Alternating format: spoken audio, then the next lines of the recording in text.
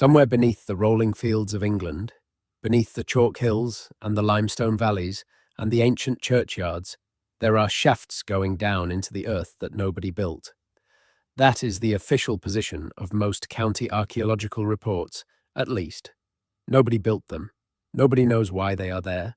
Nobody knows how old they are. And yet they keep appearing. Farmers strike them while ploughing. Road crews break through into them during construction. Children fall into them, sometimes not coming back up for hours, sometimes not coming back up at all. They are called ritual shafts, or votive pits, or natural fissures, depending on which decade the report was written and which theory happened to be fashionable at the time. But none of those labels quite fit. None of them explain what keeps being found at the bottom. If you are watching this to fall asleep, that is exactly why I make these videos. Maybe subscribe and let me know, where are you right now and what time is it? Because what keeps being found at the bottom of these shafts is not what anyone expected. Not medieval rubbish, not collapsed tree roots, not Roman drainage features. What keeps being found in shaft after shaft across at least 14 English counties are objects that have no business being there at all. Animals placed with apparent ceremony.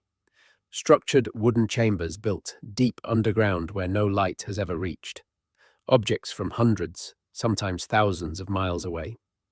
Human remains arranged in positions that suggest something was being communicated. Some message being sent downward into the earth to something that was understood to live there. And here is the part that historians still cannot fully explain. Even the ones who have spent careers studying exactly these sites. The shafts predate almost everything we think we know about the people who made them. Some of them are old enough that there should not have been anyone in Britain capable of engineering them. Some of them line up with celestial events in ways that are difficult to dismiss as coincidence. Some of them connect, underground, to other shafts in patterns that only become visible when you look at them from far above, which means someone, at some point in the deep past, had a reason to look at the landscape from high enough above to plan something at that scale. This is the story of the mysterious wells beneath Britain. Not the wells you have heard about, not the famous ones that appear in tourist brochures. The other ones, the ones that county councils quietly fill in before they can be properly excavated. The ones that appear in footnotes of academic papers and then disappear from public discussion for decades. The ones that farmers do not report because the last farmer who reported one spent 3 years dealing with archaeologists and lawyers before he was allowed to plant his field again. Those wells, the ones that suggest something about ancient Britain that the official version of history has not yet found a way to absorb.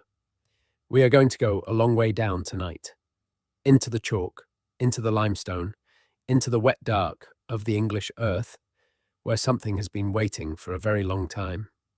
Let us start with the shaft that should have changed everything. It was found in 1967, during the construction of an office building in Wilsford, Wiltshire, not far from Stonehenge, close enough that you could walk from the shaft site to the outer edge of the monument in about 20 minutes. The contractors hit it at a depth they were not expecting, which is to say they hit it almost immediately, just below topsoil. The shaft dropped straight down through solid chalk to a depth of around 30 meters before the water table stopped the excavation. At the bottom, and at intervals going down, were objects that did not belong to any simple narrative of ancient life in Britain. There was amber, there was shale, there was rope made from twisted plant fibers that had survived for over 3,000 years in the wet chalk. There were wooden vessels, there was the body of a small dog, not thrown in casually, but placed, according to the excavation notes, in a position that was clearly deliberate. And all around the inside walls, carved at regular intervals as the shaft descended, were marks that the excavation report described as incised lines of uncertain function. The shaft at Wilsford was radiocarbon, dated to roughly 1400 BCE. That is Bronze Age Britain, a period when we tend to imagine a fairly simple agricultural society without the organizational capacity for large engineering projects, unless those projects were monuments we can still see above the ground. But here is the thing about that assumption. Wilsford is not unique. Wilsford is just the one we know about because it was excavated properly and reported in the literature before anyone decided it was too complicated to deal with. In the decades since Wilsford, other shafts have come to light in Wiltshire alone, not all of them excavated with the same care.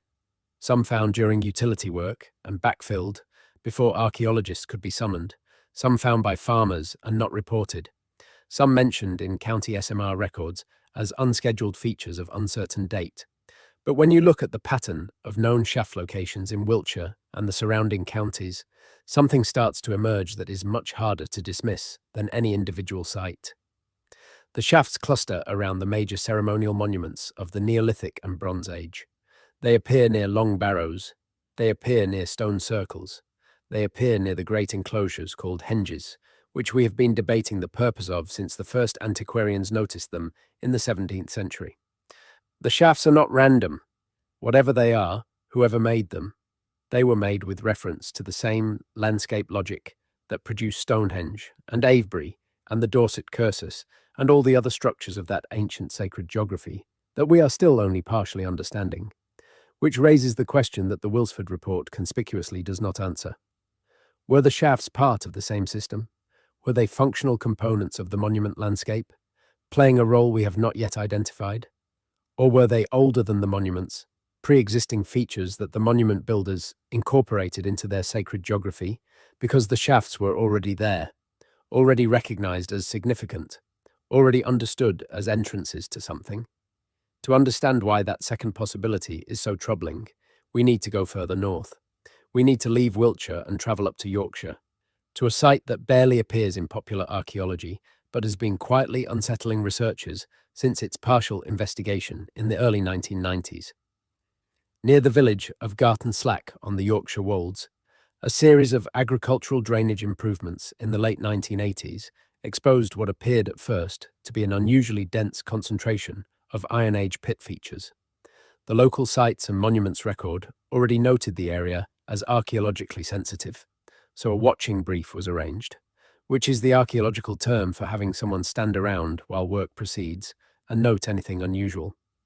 What they noted was unusual enough that the drainage work was halted and a proper excavation commissioned. What they found beneath the surface of the Yorkshire chalk was not a collection of random pits. It was a system. The shafts at Garton Slack were connected by narrow horizontal passages, some of them just wide enough for a person to move through on hands and knees, others larger, with evidence of timber lining. The passages linked a series of vertical shafts that descended to different depths, some shallow, some reaching below the water table. At various nodes in the system, where passages met or where shafts bottomed out, there were deposits. The deposits at Garton Slack were different from Wilsford in ways that suggest either a different cultural tradition or a much earlier date, or possibly both. Some of the objects were not identifiable with any known Iron Age artifact type. Some of the animal remains were articulated in ways that suggested the animals had been brought down alive and killed at the bottom. There were seeds.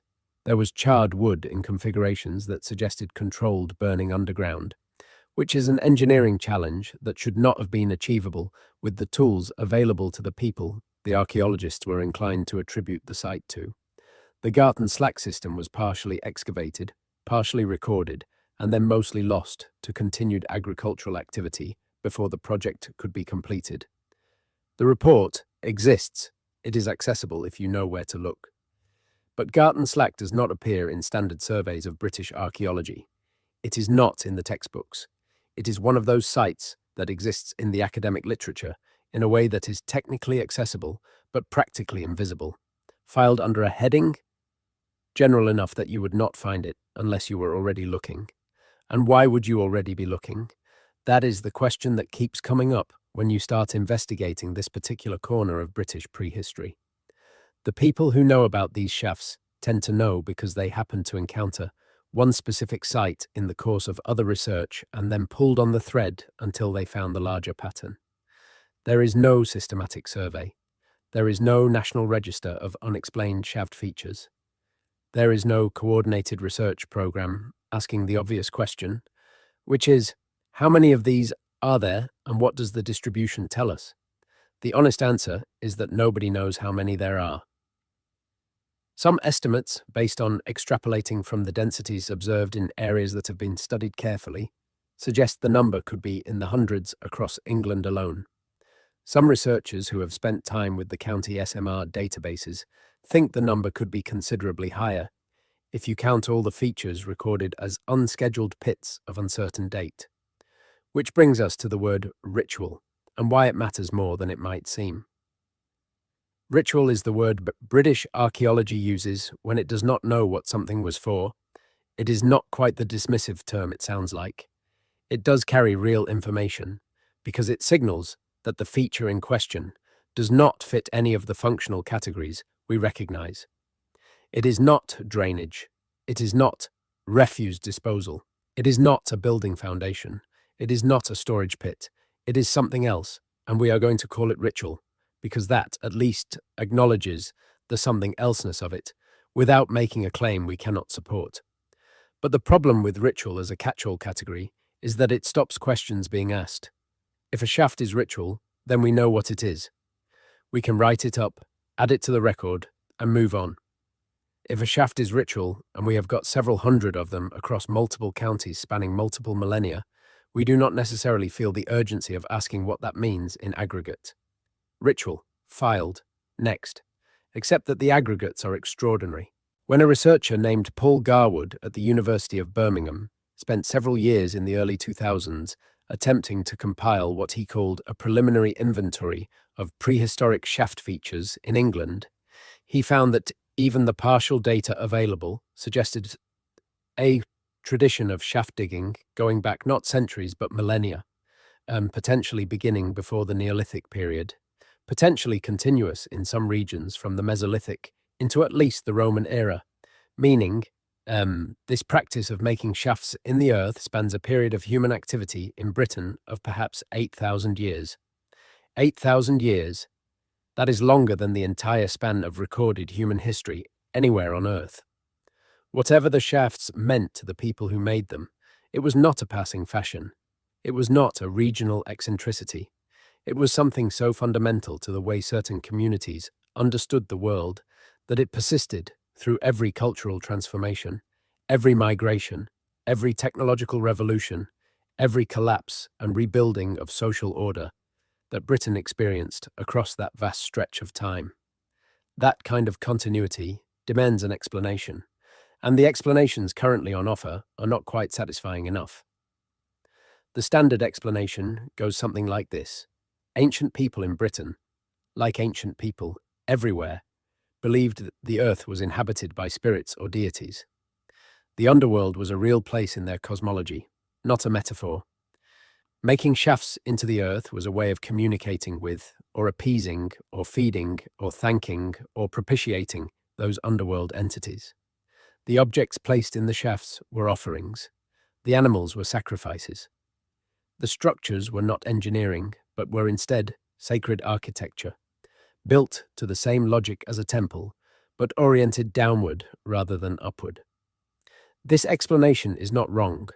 It is almost certainly part of the truth, but it is incomplete in a way that becomes obvious when you start looking at the engineering of the shafts rather than just their contents, because some of these shafts are engineered, properly, impressively, technically engineered, and the engineering implies knowledge that we do not currently believe those populations possessed. Take the question of vertical alignment. Digging a shaft straight down through solid chalk or limestone to a depth of 30 meters requires you to maintain a consistent vertical line throughout the excavation. In modern construction, this is done with plumb lines, theodolites, laser guides. In Bronze Age Britain, the tools available for this task were rudimentary in the extreme. And yet, the shafts at Wilsford, at Garton Slack, at other sites across the country that we will come to are plumb. They are genuinely straight.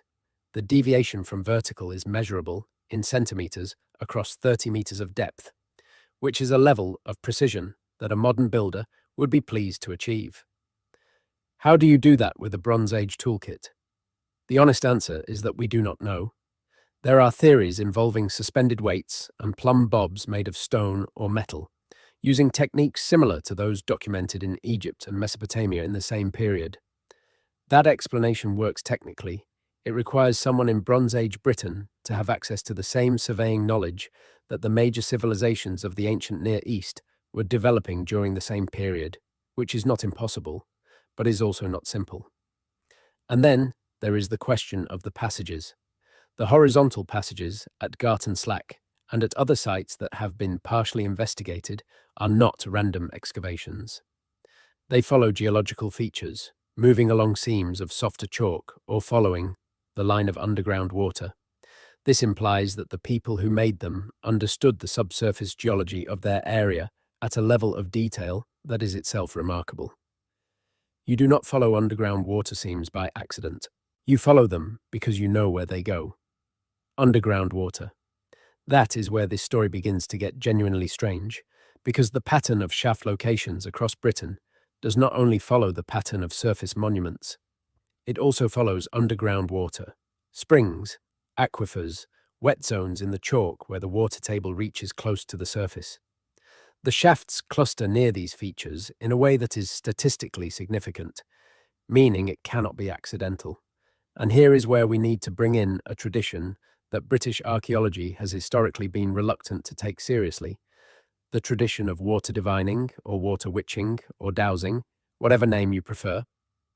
Not because there is good scientific evidence for the effectiveness of dowsing rods, there is not, at least not in controlled conditions, but because behind the tradition lies an older tradition, a tradition of landscape reading, a tradition of reading the surface indicators of what lies below.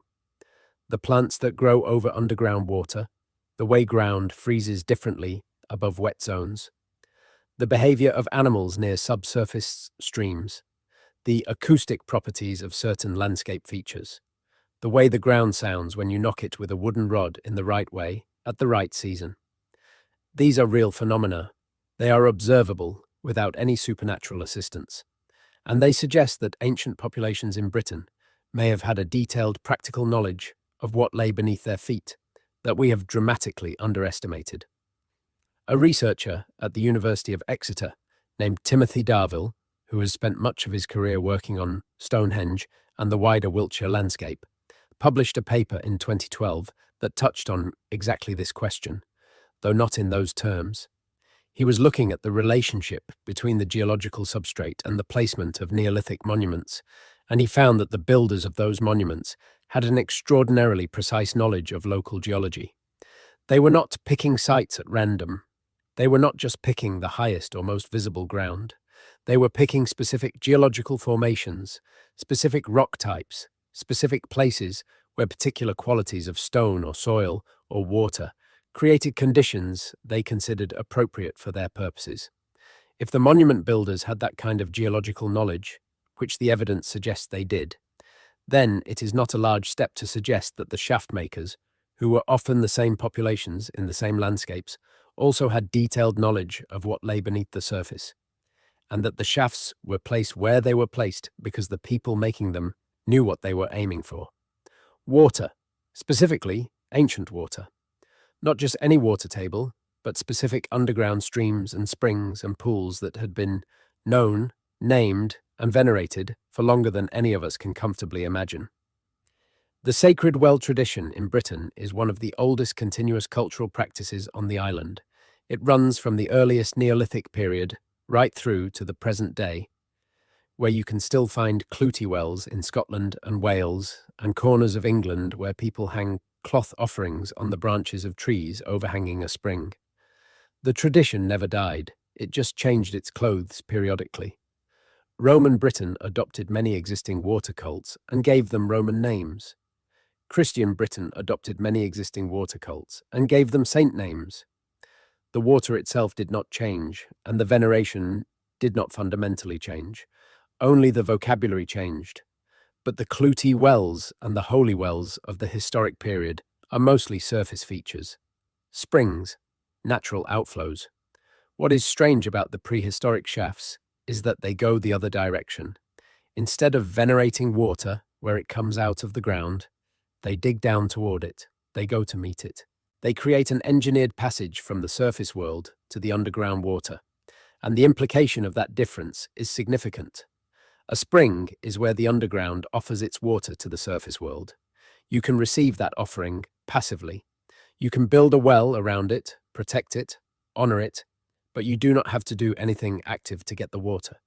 The water comes to you. A shaft is something else entirely. A shaft is you deciding to go down. You deciding to reach the underground world on your own terms, in your own chosen location, through your own constructed passage. That is not passive reception. That is active engagement. That is relationship, if you want to use the language of how those ancient communities seem to have understood the living world around them. And what do you bring to that relationship? Looking at the contents of the shafts, you bring very specific things. The pattern of what appears in these shafts across multiple sites and multiple millennia is consistent enough that it has to be understood as intentional. Animals appear, particularly dogs, cattle, horses, and birds. Water birds appear frequently, which makes a kind of sense if the shafts were connecting to underground water. Objects of value appear, things that took significant labor to make or significant distance to obtain. Human remains appear, but not randomly. They appear in configurations that suggest someone thought carefully about placement, about what the dead body was oriented toward and what it was touching. And then there are the wooden structures. This is the aspect of the shafts that engineering-minded researchers find most difficult to explain away. At several sites, including the base of the Wilsford shaft and at comparable depths in at least 2 other Wiltshire sites that were excavated in the 1990s, the excavators found evidence of timber chambers, not just lining, not just cribbing to prevent collapse. Actual chambers, rooms in effect, at the bottom of 30-meter shafts in solid chalk. Building a timber chamber at the bottom of a 30-meter shaft requires you to lower the timber down the shaft in pieces and assemble it underground with the absolute minimum of headroom and natural light and movement space. It requires planning the assembly sequence before you begin, because once you are down there, you cannot make significant changes to your approach. It requires multiple people working in coordinated shifts, some above managing ropes and materials, some below doing the actual construction. And it requires all of this to be done in a space where a single rockfall could kill everyone working. This is not simple. This is not the work of a farming community with a rudimentary toolkit and a vague idea that the underworld spirits might appreciate a gesture. This is engineering. This is organized, skilled, technically demanding work, and it produces a structure that, by definition, almost no one will ever see. You build a beautiful timber chamber at the bottom of a 30-meter shaft in the chalk, and the only people who will ever be inside it are the ones who built it and whoever conducts whatever ceremonies the chamber was made for. There is no audience. There is no display. The chamber is not for showing, it is for doing. What was done in those chambers, we do not know. The archaeological record can tell us that fires were lit, because the walls show scorching. It can tell us that liquids were poured, because the soil chemistry shows concentrated organic residues. It can tell us that specific objects were brought down and left behind, and that other objects were brought down and taken back up, because the patterns of deposition are not consistent with simple abandonment. But what ritual, what ceremony, what knowledge was enacted in that underground dark at the bottom of the shaft? The archaeology cannot tell us directly. It can, however, suggest parallels. And the parallels are where this story leaves Britain and begins to circle something much larger. Because the shaft tradition in Britain is not unique to Britain. Ritual shafts, votive shafts, structured deposits in deliberately engineered underground spaces appear across a geographic range that begins in the British Isles and extends through continental Europe into the Near East and, in forms that require careful interpretation, into North America. The parallels are not identical. They never are, across cultural and geographic distances of this magnitude. But the structural logic, the idea of going down into the earth to meet something, of communicating with whatever lives in the ground through constructed passages, of leaving specific objects at specific depths as a form of language directed at the underground world. That structural logic appears in enough different places that it becomes very difficult to write it off as coincidence. In Britain, the earliest shafts we can confidently date go back to the early Neolithic, around 5,000 years ago, but there is evidence, contested and difficult to interpret, but evidence nonetheless, that shaft digging in Britain began considerably earlier in the Mesolithic period, before farming arrived on the island, before the monument builders came. The Mesolithic people of Britain, the hunter-gatherers who occupied the island for thousands of years before the Neolithic transition, left very little trace. They did not build in stone, they did not make pottery. The materials they used were organic and have mostly not survived, but in a handful of locations, including a site at Thatcham in Berkshire that has been partially investigated, there are shaft-like features in the Mesolithic deposits that suggest the practice of going into the earth was already ancient when the monument builders arrived. If that is right, if the shaft tradition in Britain goes back to the Mesolithic, then it is not a Bronze Age innovation or a Neolithic import from continental Europe. It is something that developed on the island itself, among the original post-glacial inhabitants, among people who had been living in Britain since the ice retreated and who had developed over thousands of years an intimate and complex relationship with the specific landscape of these islands, including what lay beneath the surface of that landscape. And the Mesolithic people of Britain were remarkable in ways we are only beginning to understand. The old picture of them as primitive wanderers, following game animals across the landscape without any complex social organization, has been comprehensively overturned by recent work.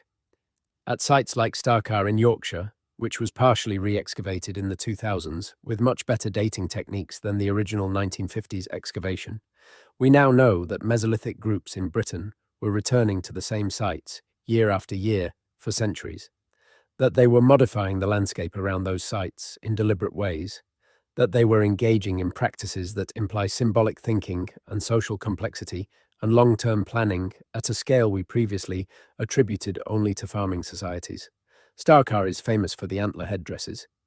These are genuinely extraordinary objects, red deer skull caps with the antlers attached, with holes drilled through the bone to reduce weight, clearly designed to be worn. They are dated to around 9,000 years ago, and they are the earliest evidence of ritual costume anywhere in Britain, possibly in Europe.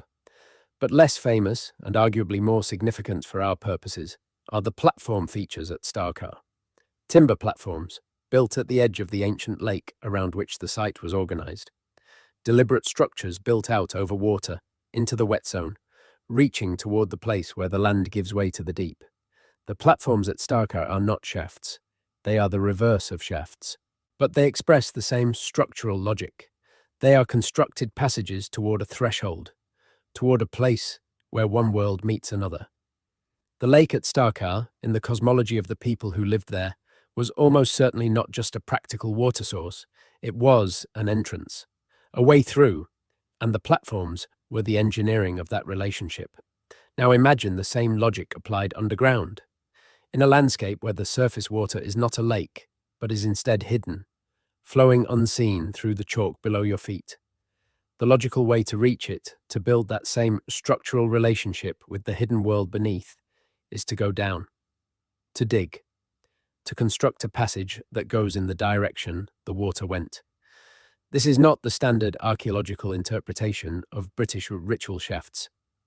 The standard interpretation focuses more on the cosmological than the practical, on the symbolic resonance of going underground rather than on any specific relationship with subsurface water systems.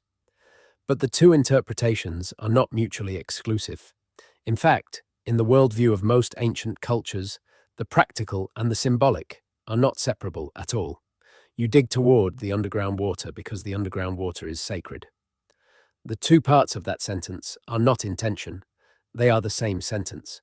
Now let us go to Dorset, because Dorset has a particular concentration of shaft features that deserve attention, and because the Dorset evidence takes us in a direction that most archaeological accounts have been reluctant to follow. Near Winterbourne, Kingston, in Dorset, a series of development watching briefs in the 1990s and early 2000s documented a cluster of shaft features associated with what appears to be a multi-period settlement site. The shafts range in date from the late Neolithic to the early Roman period, which means they span nearly 3,000 years of continuous use. The same basic practice, digging shafts of similar dimensions in similar geological formations with similar classes of deposit, being carried out across a span of time longer than the entire Roman civilization. What is distinctive about the Winterbourne-Kingston cluster is the relationship between the shafts and the site's water supply. The settlement, across all its phases, used springs that emerged from the chalk at specific points in the local topography. The shafts are not located at those spring outflows. They are located at points in the landscape that, when the subsurface geology is mapped, represent the underground sources of those springs. The springs on the surface are where the water comes out. The shafts are where the water comes from. This is not the kind of connection you make by accident. This requires knowledge of the underground hydrology of your landscape. It requires understanding that the spring, 200 meters to the east, originates in an aquifer that lies beneath the hillside to the west, and that by digging a shaft on the hillside, you are reaching the source of the spring rather than its surface expression. This is sophisticated environmental knowledge. It is not beyond the capability of people who have lived in a landscape for generations and have had strong practical reasons to understand how water moves through it. But it is also not the kind of knowledge we routinely credit to Neolithic or Bronze Age populations, unless they had help. And here is where the story takes its most contested turn, the one that sends most mainstream archaeologists in one direction and a smaller but persistent group of researchers in another. The help hypothesis comes in several versions, ranging from the entirely reasonable to the entirely speculative. The entirely reasonable version notes that ancient Britain was not an isolated culture. It was part of a network of exchange and communication that extended across at least Western Europe and potentially much further. The objects found in British shaft deposits include materials from Ireland, from the Alps, from the Baltic coast, from the Mediterranean. These objects did not travel by accident.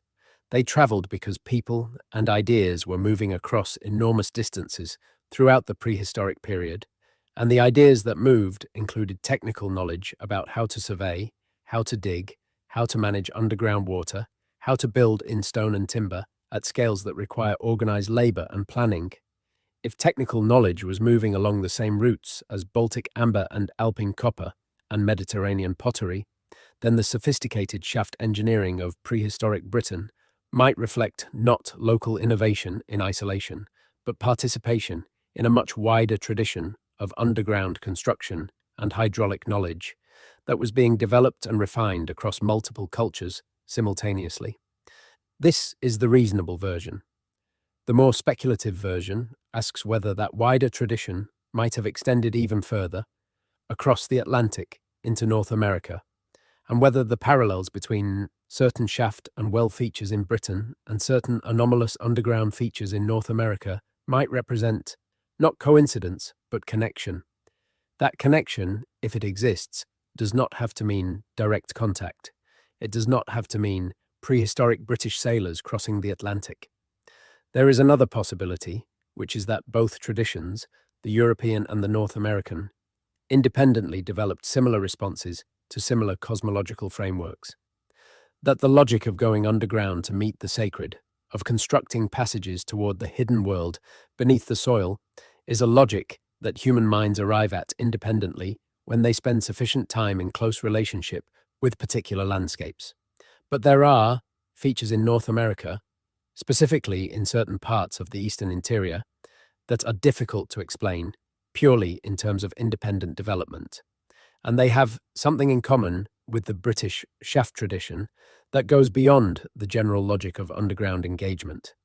They have the same specific characteristic of deliberately targeting underground water, of going to the source rather than the outflow, of engaging with the hidden hydrology of the landscape in ways that require knowing where the hidden hydrology is. We will come back to the North American connection, but first we need to go deeper into the British evidence, because there is a category of shaft feature that we have not discussed yet, one that is arguably the most extraordinary and the least explained of all the things that keep appearing in the English countryside. These are the deep shafts, not 30 meters, not 40, shafts that go down 60, 70, 80 meters into the chalk or limestone, shafts that would take weeks of continuous work to excavate with primitive tools, shafts whose construction represents a commitment of labor and resources that is very difficult to justify in terms of any known religious or practical purpose. And they are real. They appear in the literature. They appear in county records. Some of them have been partially investigated, and what is found in them is consistently more puzzling than what is found in the shallower shafts. The deepest confirmed prehistoric shaft in England was located at Fir Tree Field on Cranbourne Chase in Dorset. It was excavated in the 1980s. The excavators found a shaft that descended through solid chalk to a depth of over 80 meters. At various levels going down, they found animal remains, artifacts, and structural timberwork. At the bottom, they found what the excavation report describes with characteristic understatement as a structured deposit of uncertain significance. The deposit included human bone, worked flint tools of at least 3 distinct technological traditions, spanning what appeared to be several millennia, charcoal from multiple burning events, and a concentration of what the chemical analysis identified as organic residues consistent with liquid offerings. 80 meters in Neolithic or Bronze Age Britain, with antler picks and baskets and whatever structural knowledge allowed them to maintain a plumb vertical line while descending 80 meters through solid chalk. The engineering is astonishing. The purpose remains genuinely unclear, but the Cranbourne Chase shaft is not even the most extreme case.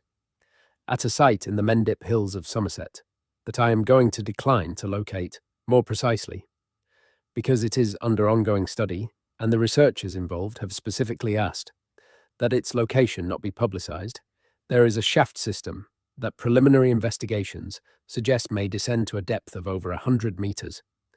The Somerset system has only been partially investigated because the investigation is genuinely dangerous.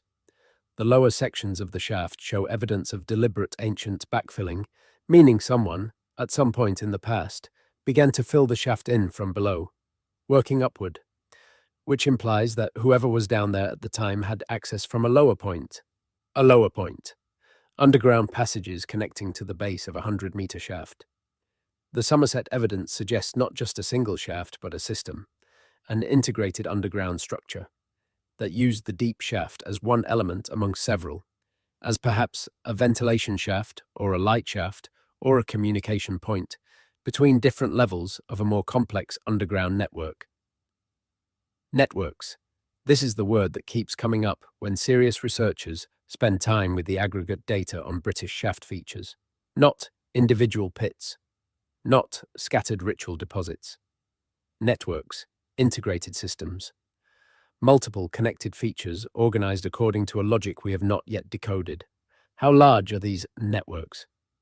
The honest answer is that we do not know, because the networks have never been comprehensively surveyed.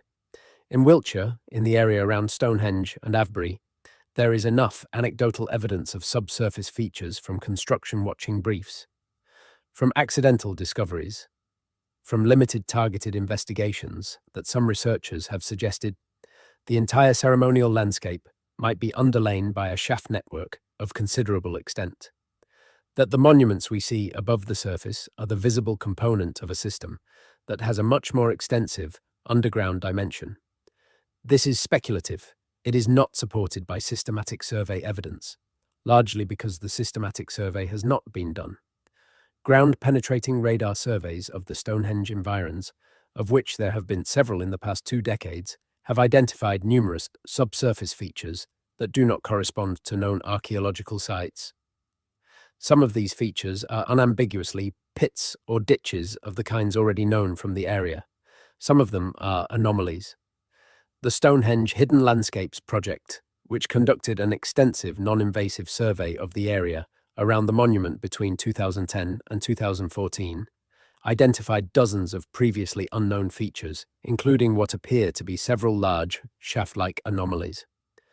The project reports are careful not to overinterpret these anomalies, noting that they could have multiple explanations. But they are there.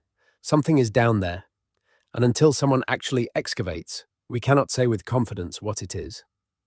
The reluctance to excavate is itself interesting. It is not purely about funding, though funding is always a constraint in archaeology. It is also about the consequences of excavating and finding something difficult to explain. British archaeology has a long and occasionally uncomfortable history with findings that do not fit the consensus narrative. Findings that get published in the appropriate journals with appropriate hedging and then quietly fail to make it into the textbooks and the museum displays and the popular accounts of British prehistory. Not because of conspiracy, British archaeologists are not as a group engaged in coordinated suppression of difficult evidence, but because the mechanisms of knowledge production in any academic discipline tend to favor findings that fit within existing frameworks, and findings that fundamentally challenge existing frameworks tend to generate a kind of institutional drag that slows their incorporation into consensus understanding. A shaft that yields Bronze Age pottery and animal bones gets reported and integrated into the regional synthesis of Bronze Age activity and moves efficiently through the system. A shaft that yields objects of multiple periods in configurations that are difficult to explain, using standard models of Bronze Age or Iron Age deposition, gets reported with extensive hedging and then sits at the edge of the literature where it is technically accessible but practically neglected. The aggregate of those practically neglected findings is, arguably, an enormous body of evidence that Britain's ancient populations had a relationship with the underground that is qualitatively different from what we currently teach and quite possibly more sophisticated than anything in the current consensus. Let us take a specific example of this neglect. In 2003, during the installation of a drainage system at a site near Amesbury, in Wiltshire, construction workers broke through into what appeared to be a natural cave, but which subsequent investigation showed to be anything but natural. The cavity was roughly oval, approximately 4 meters by 3 meters, at a depth of about 12 meters below the surface. Its walls were chalk, but the ceiling showed evidence of having been cut and shaped. The floor was compacted and showed evidence of repeated burning in a central area. Around the perimeter of the floor were 11 distinct depositional features, evenly spaced, each containing a different type of material. One had animal bone, one had worked flint, one had what appeared to be fragments of charred plant material, and so on around the perimeter. The Amesbury cavity was photographed, sampled, and then, because the drainage installation could not be further delayed, backfilled. The samples went to the appropriate laboratory, the photographs went into the county SMR, and the site was added to the record as an unscheduled feature of uncertain date and function. The analysis of the samples, when it eventually appeared, suggested a date range of somewhere between 3000 and 1500 BCE, which is to say, the Neolithic and Bronze Age, which is the same date range as most of the other shaft features in the area. What the Amesbury cavity was is not clear. What it was not is also not clear, but the 11 regularly spaced depositional features around the perimeter of an engineered underground space, 12 meters below the surface, near Stonehenge, suggests a level of intentionality, a level of planning and design that raises serious questions about how we understand the capabilities and purposes of the people who made it. Now let us go north again, further north than Yorkshire this time, into Scotland, because Scotland has its own shaft tradition, and it is in certain respects even stranger than the English one. In the peat bogs and the limestone karst country of Perthshire and Argyll, there is a class of feature that local tradition has always called the wells of the old people. Not just wells in the functional sense, though some of them do reach water, but wells in the older sense of the word, the sense that is cognate with the Old English welen, to bubble up or boil up, the same root that gives us the word welling.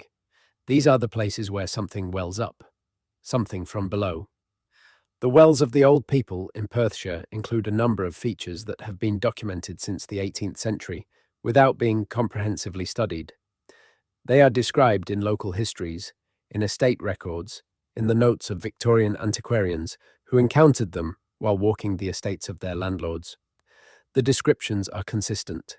Circular or roughly circular openings in the ground, ranging in diameter from about 2 meters to considerably more, with sides that show evidence of having been worked, going down further than anyone who has tried to plumb them has been able to establish. containing water in the lower sections that fluctuates in level with the seasons in ways that suggest connection to a regional aquifer rather than simple rainfall accumulation. But the wells of the old people in Perthshire have something else that makes them distinctive from standard prehistoric shaft features. They have been associated, by local tradition, going back as far as the tradition can be traced, with specific phenomena, sounds, specifically the sound of something below the surface, not the sound of flowing water, which would be unremarkable in a water-bearing shaft. The sound of knocking, periodic, rhythmic, from deep in the wells at specific times of year, documented in multiple independent sources across several centuries.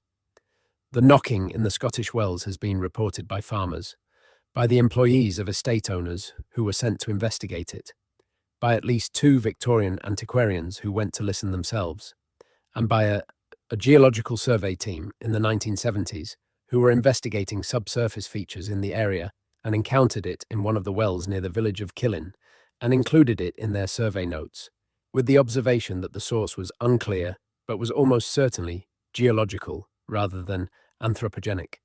Almost certainly geological, which is the appropriate hedging for a survey note, but geological knocking in water-bearing limestone formations, which does occur and has a perfectly respectable explanation involving the pressure dynamics of underground water systems, tends to be irregular and variable. The knocking reported in the Killin well and in other wells in the Perthshire tradition is described consistently as periodic, as having a rhythm, as occurring at particular times of year with a regularity that allows it to be anticipated. Periodic knocking from deep in a prehistoric shaft at specific times of year. This is the kind of detail that mainstream archaeology tends to route around, because there is no interpretive framework within the discipline that accommodates it without requiring an uncomfortable leap. Either it is geological and somehow periodic in a way that geological knocking is not supposed to be, or it is anthropogenic, meaning someone is down there making it, which raises questions that are even more uncomfortable. Or it is something else, something that the current frameworks do not have a category for. Staying with the uncomfortable and the uncategorized, a researcher named Anne Ross, who spent much of her career studying Celtic religion and whose work on ritual deposits in wells and shafts was foundational in establishing the field, encountered in the course of her research a number of accounts that she could not satisfactorily explain using any standard framework. Some of these accounts related to the Scottish wells tradition, some related to specific shaft features in England, and some related to a class of experience reported by people who worked in or near these features. Experiences of disorientation, of unusual perception, of what some described as an awareness of presence, that Ross documented carefully and then, characteristically, declined to explain. She noted the pattern. She noted its consistency across multiple independent accounts, and she observed that if the shafts were designed for a specific experiential purpose, the experiences reported by those who spent time in them suggested that the design was at least partially effective. What would that mean? That the shafts were not just structural, not just engineering, but were environments, that they were built to produce specific effects on human perception, human consciousness, human awareness of whatever it is that the underground represents in the ancient British cosmological framework, and that they worked, that 3,000 years after they were made, people who climb down into them or work near them are still having the experiences that the makers intended. This is speculation, but it is speculation grounded in a genuine pattern of testimony that is difficult to dismiss as mere suggestibility when it recurs across centuries and across different populations with no apparent connection to each other. The acoustic dimension of ancient sites is a serious area of research.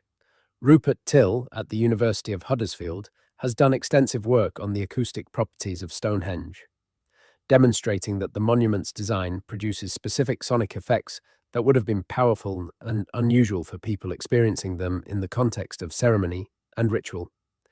Work by Aaron Watson and David Keating showed similar acoustic properties at sites across the Neolithic ceremonial landscape.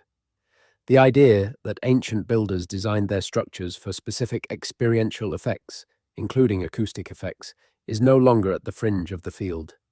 Applied to the shafts, this suggests an interesting possibility. The deep shafts in solid chalk or limestone have specific acoustic properties. Sound behaves differently in those environments. The dimensions of the shafts, if they were standardized, as the evidence of similar dimensions across multiple sites suggests they might produce specific resonance effects at specific sound frequencies, frequencies that would be relevant to specific ritual activities, perhaps drumming, perhaps chanting, perhaps the specific sound frequencies associated with altered states of consciousness in the shamanic traditions that were almost certainly practiced in prehistoric Britain. Someone at the bottom of an 80-meter chalk shaft, with a fire burning for light, with the water table visible below them, with the sound of their own heart amplified by the acoustic properties of the enclosed space, would be having an experience radically different from any experience available in the surface world. And that difference may have been precisely the point. This brings us to a comparison that initially seems remote, but becomes less remote the longer you think about it. The traditions of kiva construction among certain indigenous communities of the American Southwest are well documented and have been extensively studied. The kiva is a semi-subterranean ceremonial chamber, circular, accessed from above through a hole in the roof, with specific acoustic properties and specific cosmological significance. It represents a point of connection between the surface world and the world below. It incorporates a small pit in the floor, the sipapu, which represents the opening through which humanity originally emerged from the underground world into the surface world. The kiva and the British shaft are not the same thing. The traditions that produced them are separated by thousands of miles and probably many thousands of years of divergent cultural development. But the structural logic is the same. The underground chamber as a point of connection, the constructed passage as the technology of engagement with the underground world, the experience of descent as the technology of altered perception, and the sipapu in the kiva floor, the small pit representing the original opening, is itself a shaft, a symbolic shaft, a reminder that the real thing, somewhere in the landscape, is an actual shaft going down into actual earth where something below can be reached. What does this comparison suggest? It suggests that the cosmological framework underlying the British shaft tradition, the understanding of the underground as an inhabited world with which the surface world is in ongoing relationship, is not a specifically British or even specifically European framework. It is a framework that appears in multiple cultures across multiple continents, which implies that it is a response to something fundamental about the human experience of landscape, not a specific cultural invention that spread from one point of origin. People who live in close relationship with the land, who depend on the land for everything, who have observed that land across many generations and accumulated detailed knowledge of how it works, tend to develop an understanding of the underground that is sophisticated and practical and that gets expressed in cultural and cosmological terms as a recognition that the underground is not empty, that something is happening down there, that the water comes from somewhere, that the earth breathes, that the ground has its own life and its own processes that intersect with surface life in ways that are not accidental. That understanding, in Britain, expressed itself as shafts, in the American Southwest, as kivas, in the Andes, as a tradition of underground chambers associated with oracular practices, in ancient Greece, as the cave sanctuaries and underground chambers associated with chthonic deities. The specific forms differ. The underlying perception that the underground is alive and worth engaging with appears across all of them.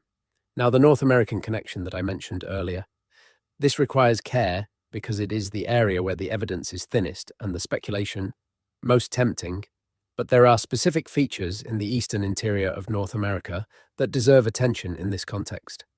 In certain river valley landscapes of the upper Midwest, specifically in areas associated with the late woodland and Mississippian periods of indigenous cultural development, there are shaft features that were documented by 19th century surveyors and local historians, and that have largely not been reinvestigated with modern archaeological methods. These shafts appear in the historical record in the same way that many British shaft features appear in the British historical record, as anomalous deep pits, as features that do not fit standard models of the cultures they are associated with, as things that people noticed and described and then mostly forgot about. The 19th century accounts describe shafts in the limestone landscapes of Wisconsin, Illinois, and Kentucky that share certain characteristics with the British shafts. Vertical alignment, evidence of deliberate construction rather than natural formation. Depths that exceed what would be necessary for any practical water-gathering purpose. And, in some accounts, evidence of structured deposits at depth. The cultures associated with these landscapes in the relevant periods were sophisticated. The Hopewell tradition, which is in many respects the most architecturally impressive indigenous culture of the eastern interior, and which is associated with the earthwork complexes of Ohio and Illinois, was also a culture with a specific cosmological tradition that emphasized the underground world. The concept of an underworld accessible through specific landscape features, including water and caves, is documented in the oral traditions of cultures descended from the Hopewell and Mississippian traditions. The shaft features that appear in the 19th century accounts may be physical expressions of the same engagement with the underground world that the oral traditions describe. Whether there is a direct connection between the Hopewell tradition of underground engagement and the British shaft tradition is a question that cannot currently be answered with available evidence. The distances are enormous. The time periods only partially overlap. The material cultures are distinct. Any direct connection would require either a mechanism of contact that we have not yet established, or a convergence so perfect that it amounts to parallel discovery of identical engineering solutions for identical cosmological purposes. Both of those possibilities are uncomfortable in different ways. Direct contact across the Atlantic in the prehistoric period is not impossible. There is growing evidence, much of it from genetic studies, that populations were moving across ocean distances in the deep past in ways that the standard models did not predict. But the evidence for specifically transatlantic contact in the relevant periods remains ambiguous and contested. Parallel development is less dramatic, but perhaps more intellectually honest. Two traditions, on opposite sides of an ocean, both engaged in a sustained practice of going underground, of engineering shafts and chambers in specific geological formations near specific water features, of depositing specific classes of object at depth, of using the underground environment for specific experiential purposes. The similarities are real. The mechanism that produced them may be convergence rather than contact. But convergence at this level of detail, across this many specific characteristics, requires a very strong common driver. And the strongest common driver is the one that both traditions share: the landscape itself. The specific physical reality of what the underground is. What it sounds like and feels like and smells like. How it affects human perception. What the water does at depth. How the pressure of the earth changes as you go further down. How the light behaves, or rather does not behave, in an underground space. If the experience of the underground is sufficiently powerful and sufficiently consistent across different individuals and different cultures, then the response to it, the practice of engineering that experience, of going deliberately and repeatedly into the ground to have it, might emerge independently wherever humans with the technical capacity and the cosmological motivation encounter the right geological conditions. Britain has the right geological conditions. The chalk and limestone of southern and eastern England are ideal for shaft digging. They are soft enough to excavate with basic tools, hard enough to be structurally stable, and composed in a way that creates the specific acoustic and thermal properties that make the underground experience in chalk and limestone distinctive. The Ozarks and the Kentucky Karst and the limestone plateaus of the upper Midwest have similar properties, different in detail, but similar in the ways that matter for the engineering and the experience.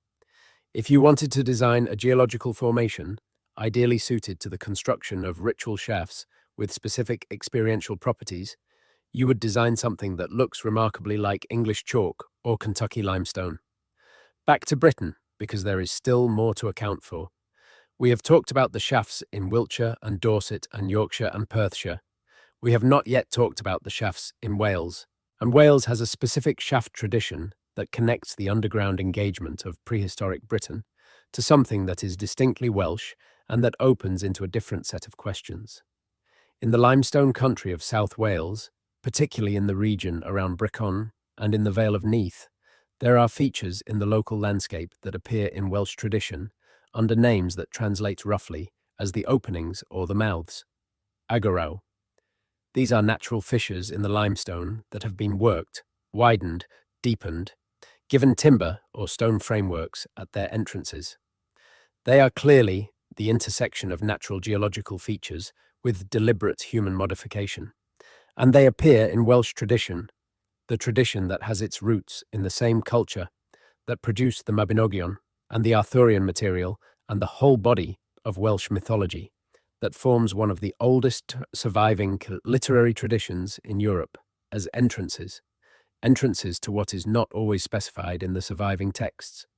The Welsh material is fragmentary and often allegorically dense in ways that make direct interpretation difficult.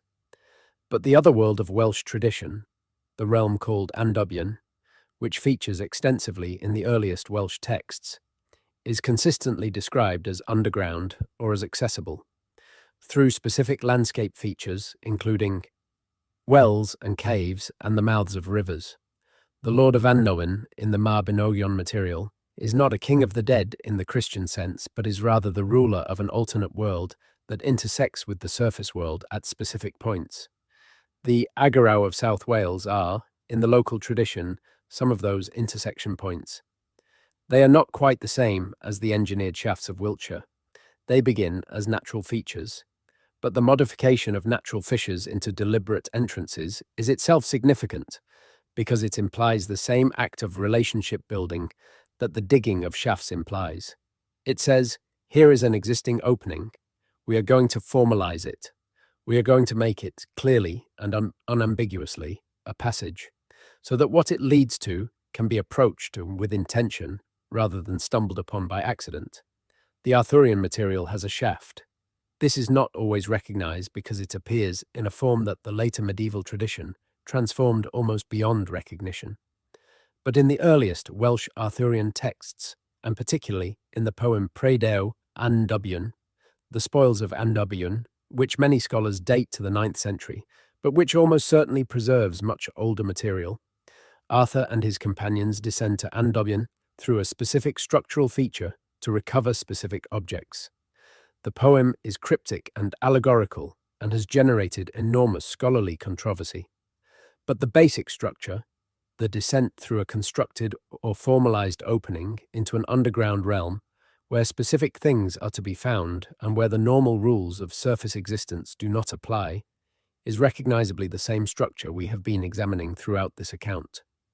Whether the poet of Prydau had specific shaft features in mind, whether the poem encodes memory of actual practices at actual sites, or whether it is purely mythological working through of a cosmological framework that was no longer literally enacted, cannot be established. But the poem is evidence that the shaft cosmology, the idea of a constructed or formalized descent into the underground for the purpose of obtaining something that exists there and does not exist in the surface world, was alive in Welsh cultural memory well into the historical period. What was obtained?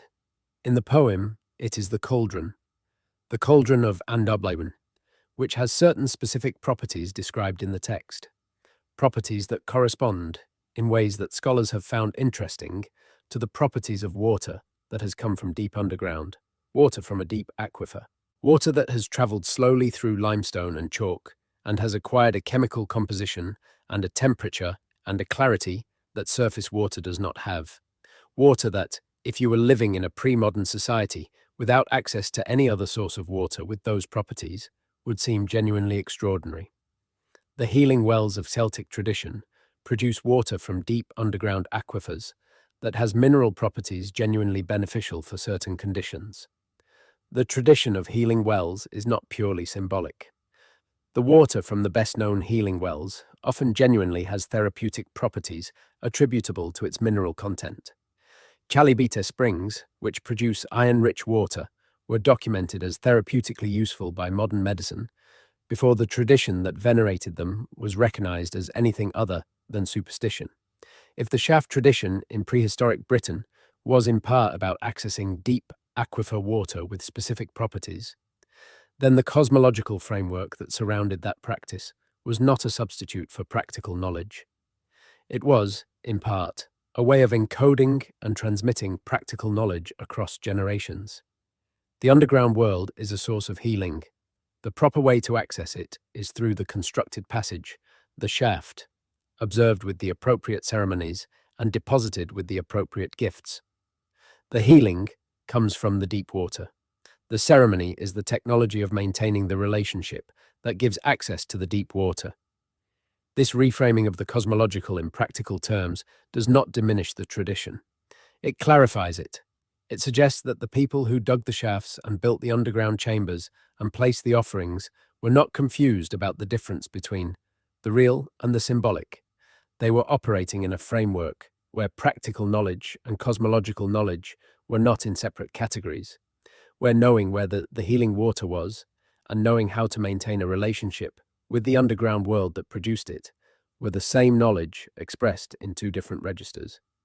That integration of registers, the practical and the sacred, seen as aspects of the same understanding, is characteristic of knowledge systems that develop over very long periods of time in close relationship with specific landscapes. And the shaft tradition of Britain, if the evidence is right about its deep Mesolithic roots, is exactly that kind of long-developed integrated knowledge. 8,000 years of paying attention, 8,000 years of passing on what was learned, 8,000 years of maintaining relationships with what lives underground. We are now going to go to the Roman period because the Roman period in Britain does something to the shaft tradition that is instructive in ways we have not yet fully appreciated. When Rome came to Britain in the 1st century CE, it encountered a landscape with existing sacred geography, including the wells and shafts we have been discussing, and it did what Rome routinely did with the sacred geographies of conquered territories. It adopted them, it gave them Roman names, it built Roman structures over them, and it continued to use them. The Roman adoption of British water sanctuaries is well documented. At Bath, the hot spring was already sacred before the Romans arrived, and the Roman complex at Aquae Sulis was built over what was an existing sacred site. The same pattern repeats at other spring sites across Roman Britain. What is less well documented, but is visible in the archaeological record if you look for it, is the Roman continuation of the shaft tradition. Roman period deposits appear in British shafts across multiple counties.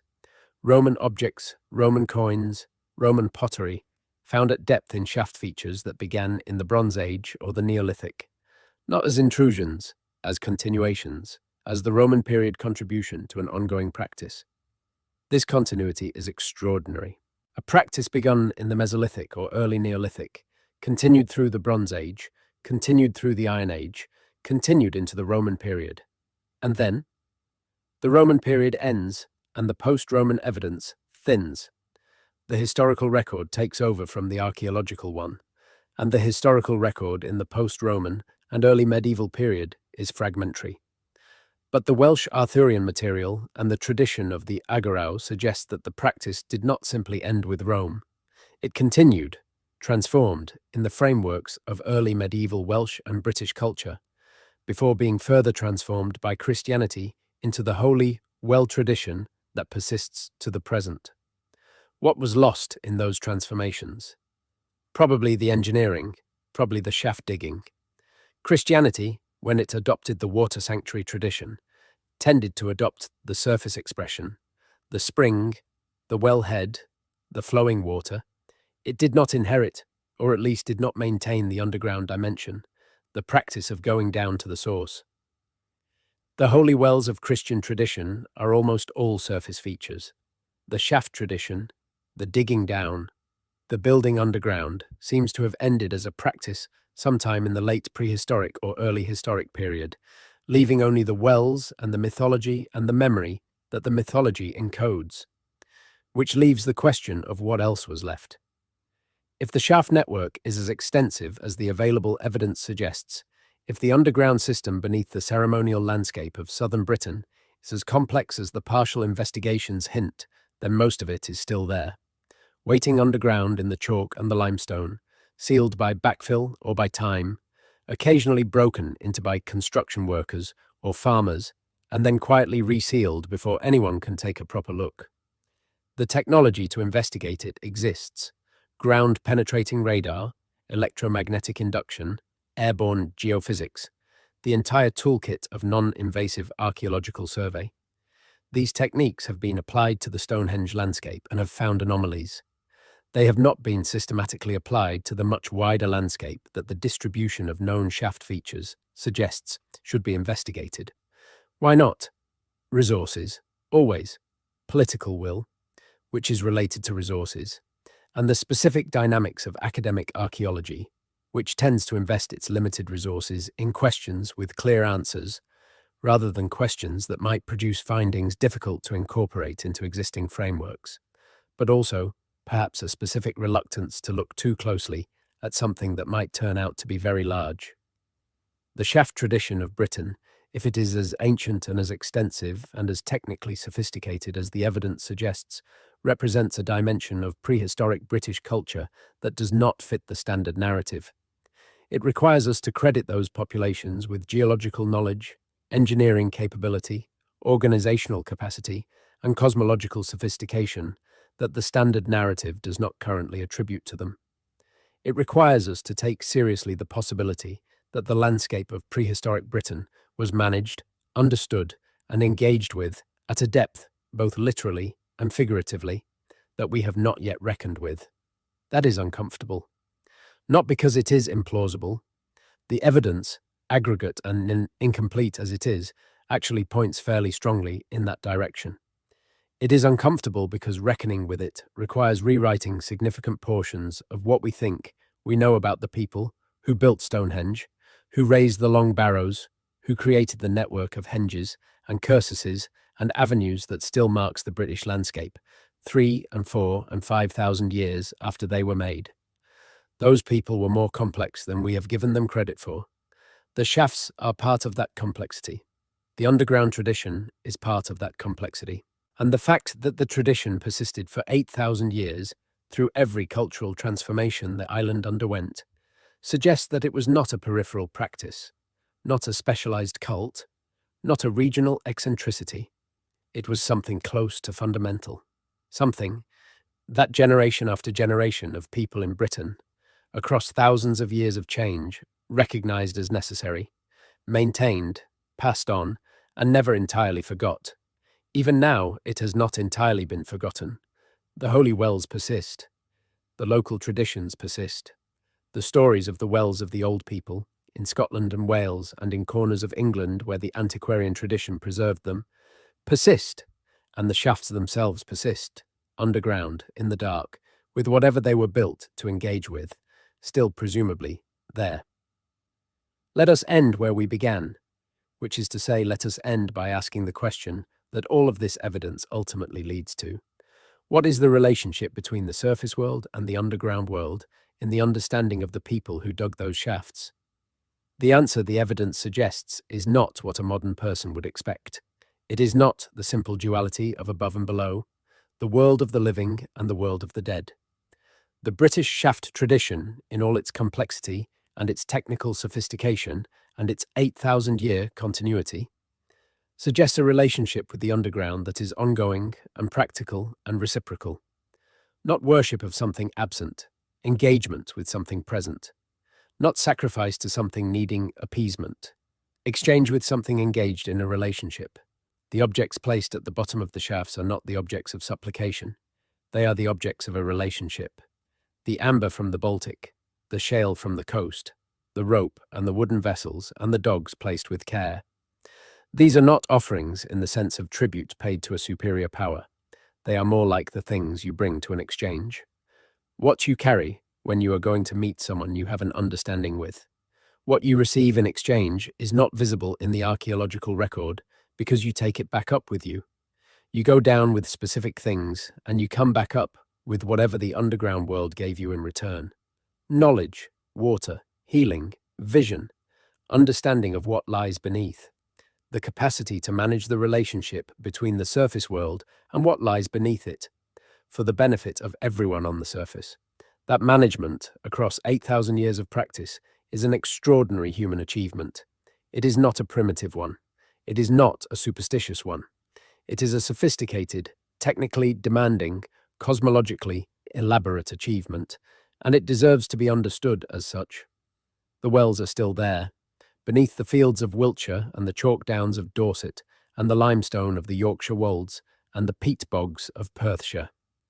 They are waiting with considerable patience, as things underground tend to do. And eventually, when the resources and the will and the appropriate intellectual frameworks align, we are going to go back down and find out what they have been keeping all this time. What that turns out to be, when we finally look properly, may be the most important addition to our understanding of human history that the 21st century produces. Or it may be something that requires even more fundamental rethinking than that. The underground world of ancient Britain is not empty. The evidence makes that clear enough. What it is full of is still, for the most part, a mystery. And sometimes, in the right kind of darkness, that mystery is enough. If this journey into the deep past helped carry you towards sleep, you can leave a gentle like on the video, just as a quiet signal to the algorithm that this kind of long, slow storytelling is worth making more of. If you would like to follow along as this particular corner of hidden history keeps opening up, subscribing ensures you do not miss what comes next. I always read the comments, and I love knowing where in the world you are listening from right now. A city in the dark, a countryside where you can almost hear something in the ground beneath you. Leave a word if you feel like it. And if you want to support the channel in a deeper way, there is the option of membership here on YouTube. That is entirely up to you. Watching and listening is already more than enough. For now, you do not need to do anything at all. The shafts are down there, as they have been for thousands of years. The water is moving through the chalk in the dark, as it has been moving since before there were people on the surface to notice it. Whatever was exchanged in those underground chambers, whatever knowledge was carried back up and passed from hand to hand across 100 generations, some part of it is still in the air, in the landscape, in the particular quality of stillness that comes over the English countryside at night, when the wind drops and the fields go quiet. You are part of that long story. Your curiosity about it, the fact that you are here listening to it in the dark, is itself part of the continuity.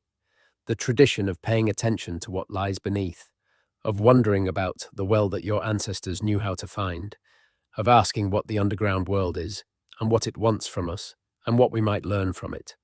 Rest now. The chalk is cool, and the water is deep, and the old questions are still down there, waiting patiently for someone willing to go and ask them properly. In the morning, the fields will look the same as always, but if you know what to look for, you might notice the slight irregularity in the ground, the place where the grass grows differently, the hollow that catches rain and holds it a little longer than the surrounding soil. The entrance to the underground world does not announce itself. It waits for the people who already know it is there. Sleep well. The wells are keeping watch. The mysterious wells beneath Britain. That historians still can't explain, somewhere beneath the rolling fields of England, beneath the chalk hills and the limestone valleys and the ancient churchyards, where the yew trees grow so old that nobody remembers who planted them, there are shafts going down into the earth that nobody built. That is the official position of most county archaeological reports, at least. Nobody built them, nobody knows why they are there, nobody knows how old they are, nobody can quite account for what keeps being found at the bottom. And yet, they keep appearing. Farmers strike them while ploughing and feel the plough drop suddenly into nothing. Road crews break through into them during utility work and shine their torches down and find things they do not report to their supervisors because they do not want the delay. Children fall into them in the countryside, sometimes not coming back up for hours, sometimes not coming back up at all, and the incidents get recorded as accidental falls into unmapped agricultural features of uncertain origin. They are called ritual shafts in the academic literature, or votive pits, or natural fissures depending on which decade the report was written and which theory happened to be fashionable at the time. But none of those labels quite fit. None of them explain the pattern. None of them explain what keeps being found at the bottom, in shaft after shaft, across at least 14 English counties and several Scottish regions and the limestone country of South Wales, in sites ranging in date from the Mesolithic period 8,000 years ago to the late Roman occupation of the island. If you are watching this to fall asleep, that is exactly why I make these videos. Maybe subscribe and let me know, where are you right now and what time is it? Because what keeps being found at the bottom of these shafts is not what anyone expected. Not medieval rubbish, not collapsed tree roots, not Roman drainage features. What keeps being found in shaft after shaft across multiple periods and multiple counties are objects that have no business being there at all. Animals placed with apparent ceremony, positioned rather than discarded. Structured wooden chambers built deep underground where no natural light has ever penetrated. Objects transported from hundreds, sometimes thousands of miles away.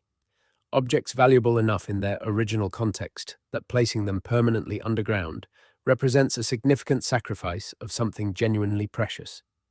Human remains arranged in positions that suggest not disposal, but communication. Some message being sent downward into the earth towards something understood to be present below. And here is the part that historians still cannot fully explain, even the ones who have devoted entire careers to studying exactly these sites. The shafts predate almost everything we think we know about the people who made them. Some of them are old enough that there should not have been anyone in Britain with the organizational capacity to engineer them. Some of them align with celestial events in ways that are simply too precise to dismiss as coincidence. Some of them connect underground to other shafts in spatial patterns that only become visible when you look at the landscape from considerably above the surface, which implies that someone, at some point in the deep past, had a reason and a method to perceive the landscape from that altitude. This is the story of the mysterious wells beneath Britain, not the famous wells, not the ones that appear in tourist brochures or on the signage outside medieval churches. The other ones, the ones that county councils quietly fill in before they can be properly excavated, because an open shaft on a development site is a liability that no project manager wants to deal with. The ones that appear in footnotes of academic papers and then disappear from broader discussion for decades because no one has the funding to follow them up. The ones that farmers do not report because the last farmer in the district who reported one spent 3 years dealing with Heritage England archaeologists and solicitors before he was permitted to plant his field again. The ones that suggest something about ancient Britain that the official version of history has not yet found a way to comfortably absorb. We are going to go a long way down tonight, into the chalk, into the limestone, into the wet dark of the English earth where something has apparently been present for a very long time, and where the people who lived on the surface above it went repeatedly and deliberately and with considerable engineering effort to engage with it. Let us start with the shaft that should have changed everything. It was found in 1967, during the construction of an office building in Wilsford, Wiltshire, not far from Stonehenge, close enough that you could walk from the shaft site to the outer edge of the monument in about 20 minutes at a comfortable pace. The contractors hit it almost immediately after breaking the topsoil, which suggests that the top of the shaft was very close to the surface and that the centuries of ploughing and disturbance above it had not done what you might expect such disturbance to do, which is to say it had not collapsed the shaft or filled it in. The shaft had been there, intact, waiting. It dropped straight down through solid chalk to a depth of around 30 meters before the excavators encountered the water table and could go no further. At the bottom, and at intervals going down through the shaft's length, were objects that do not belong to any simple narrative of ancient life in Britain. There was amber, not local amber, amber from the Baltic coast, from the deposits in what is now Denmark and northern Poland and the Baltic states. Amber that in the Bronze Age required a trade network extending thousands of kilometers to acquire in Britain. Someone had brought amber all the way from the Baltic and placed it at the bottom of a shaft in the Wiltshire chalk. There was shale, the dark lustrous shale from the Kimmeridge Bay deposits on the Dorset coast, worked into objects whose precise function the excavation report does not confidently specify. There was rope, twisted plant fibre cordage that had survived in the wet chalk for over 3,000 years, which is remarkable preservation by any standard. There were wooden vessels, containers made from wood, that had also survived in conditions that should have destroyed them, had survived because the chalk and the water table created an anaerobic environment that inhibited the bacterial decay that would otherwise have reduced organic material to nothing in a century or two. There was the body of a small dog, not thrown in casually, not discarded, but placed. The excavation notes describe the positioning as clearly deliberate, the body arranged in a way that indicated someone had carefully considered how the dog should lie at the bottom of this shaft. And all around the interior walls of the shaft, carved at regular intervals as the shaft descended through 30 meters of solid chalk, were marks, incised lines.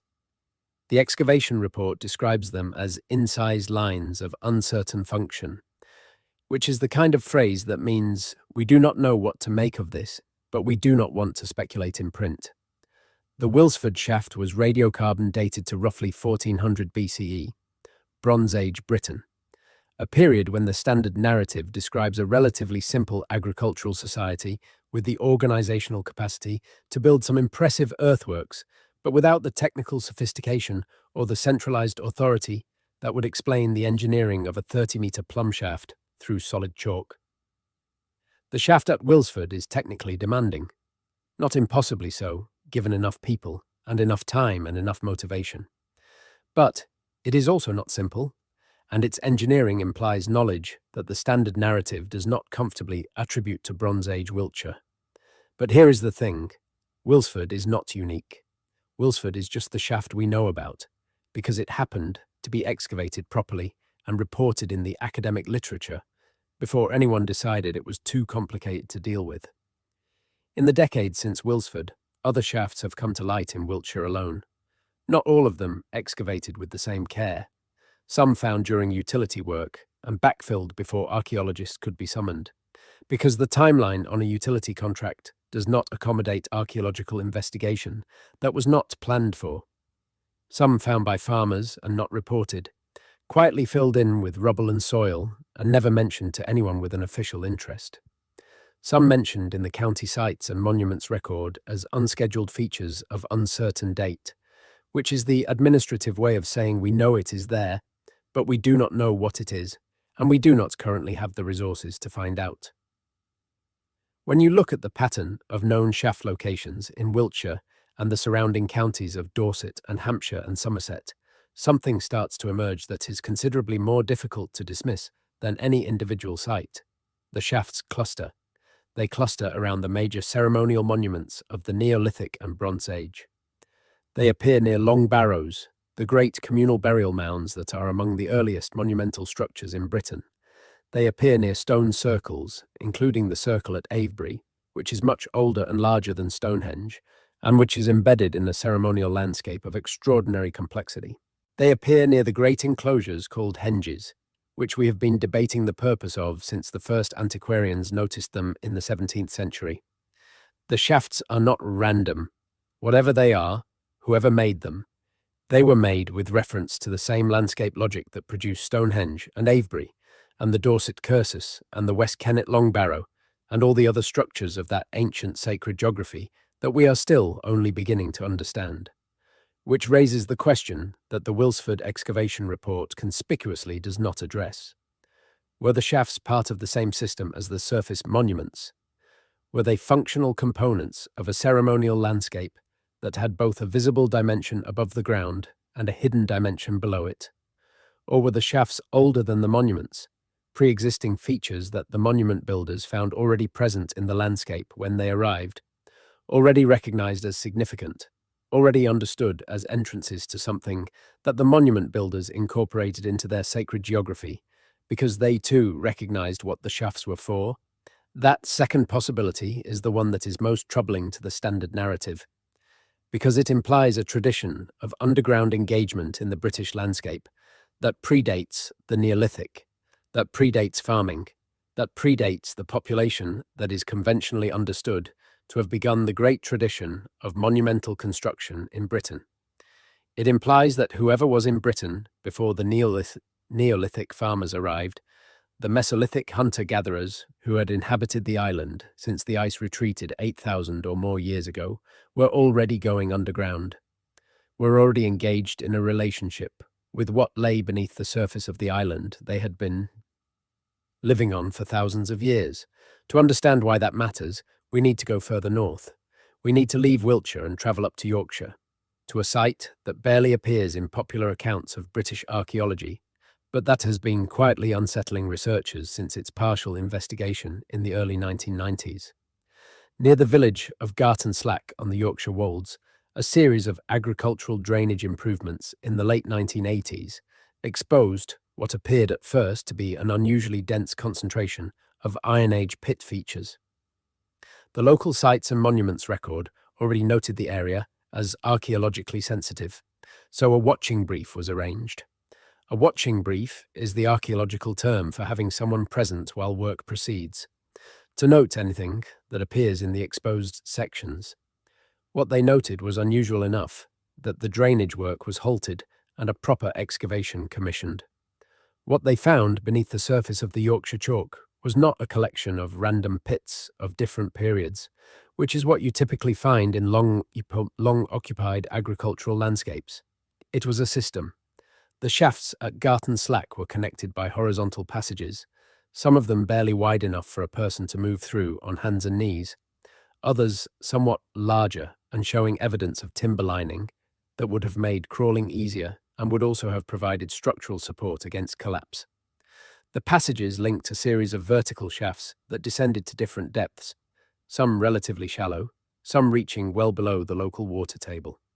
At various nodes in the system, where passages met or where shafts bottomed out in widened chambers, there were deposits. The deposits at Garton Slack were different from Wilsford in ways that suggest either a different cultural tradition, a much earlier date, or possibly both. Some of the objects were not identifiable with any known Iron Age artifact type. Some of the animal remains were articulated in ways that suggested the animals had been brought down alive and killed at the bottom, which is not a simple thing to accomplish in a narrow underground passage, and implies either deliberate selection of small enough animals to be moved through the system, or a level of commitment to the process that goes well beyond any casual depositing of refuse. There were seeds, not scattered, but concentrated, suggesting deliberate placement. There was charred wood in configurations that indicated controlled burning underground, which is an engineering challenge that should not have been achievable with the tools the archaeologists were inclined to attribute to the people who made the system. The Garton Slack system was partially excavated, partially recorded, and then mostly lost to the continuation of agricultural activity before the investigation could be completed. The money ran out. The planning permission for the investigation ran out. The drainage work, which had been the occasion for discovering the site in the first place, was eventually resumed. Most of what was found was photographed and sampled, but not fully recorded before it was disturbed beyond further study. The report exists. It sits in the archives of the County Archaeological Unit in Yorkshire. It is technically accessible to anyone who knows to ask for it. But Garton Slack does not appear in any standard survey of British prehistoric archaeology. It is not in the textbooks that students of the period study. It is one of those sites that exist in the professional literature in a condition of technical accessibility combined with practical invisibility, filed under headings general enough that you would never find it unless you were already looking specifically for shaft features in the Yorkshire chalk. And why would you already be looking? That is the question that keeps arising when you begin investigating this particular corner of British prehistory. The researchers who know about these sites tend to know because they happen to encounter one specific site in the course of studying something else entirely, and then followed the thread until they found the larger pattern. There is no systematic national survey of unexplained shaft features. There is no coordinated research program asking the obvious question, which is, how many of these sites are there across Britain? What is their distribution? And what does that distribution tell us about the ancient populations of the island? The honest answer to the first part of that question is that nobody knows how many there are. Some estimates, based on extrapolating from the densities observed in areas that have been carefully studied, suggest the total number could be in the hundreds across England alone. Researchers who have spent time with the county sites and monuments record databases, going through the entries for unscheduled features of uncertain date, think the number could be considerably higher. The EMA databases are full of brief entries about anomalous pit-like features that were encountered and recorded and never followed up. Entries that might represent anything from medieval refuse disposal to something much older and much less explicable. The word ritual is part of the problem.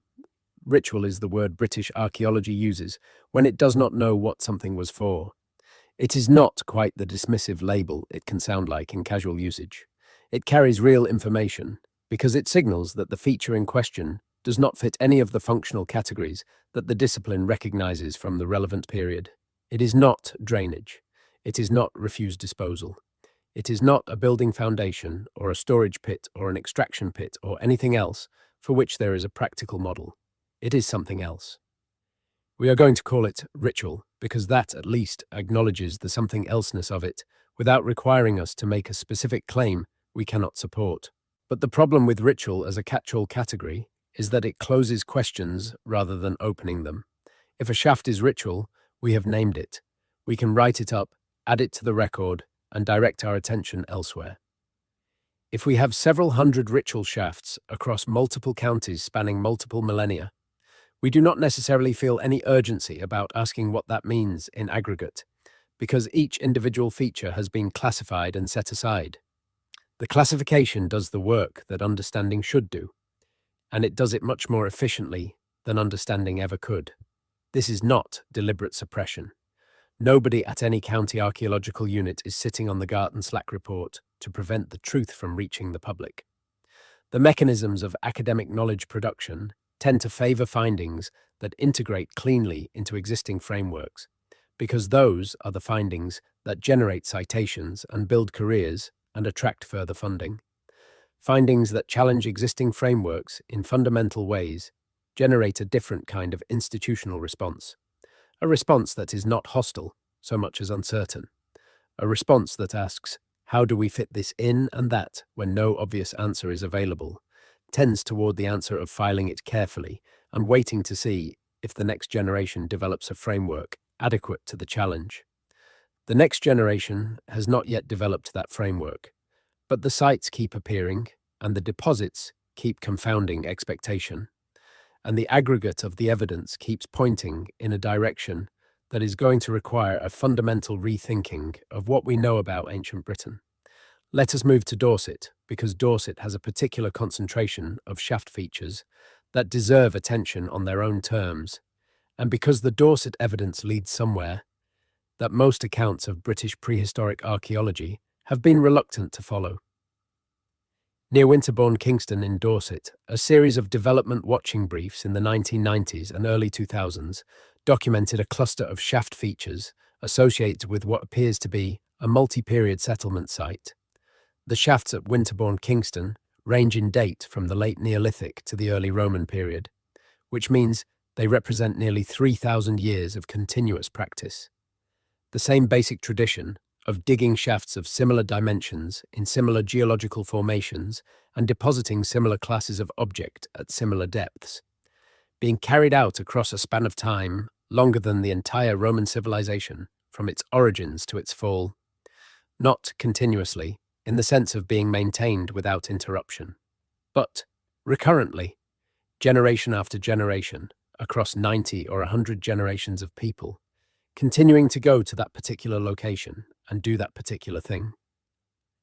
What is distinctive about the Winterbourne Kingston cluster is a spatial relationship that only becomes visible when you map the shaft locations against the subsurface geology of the area.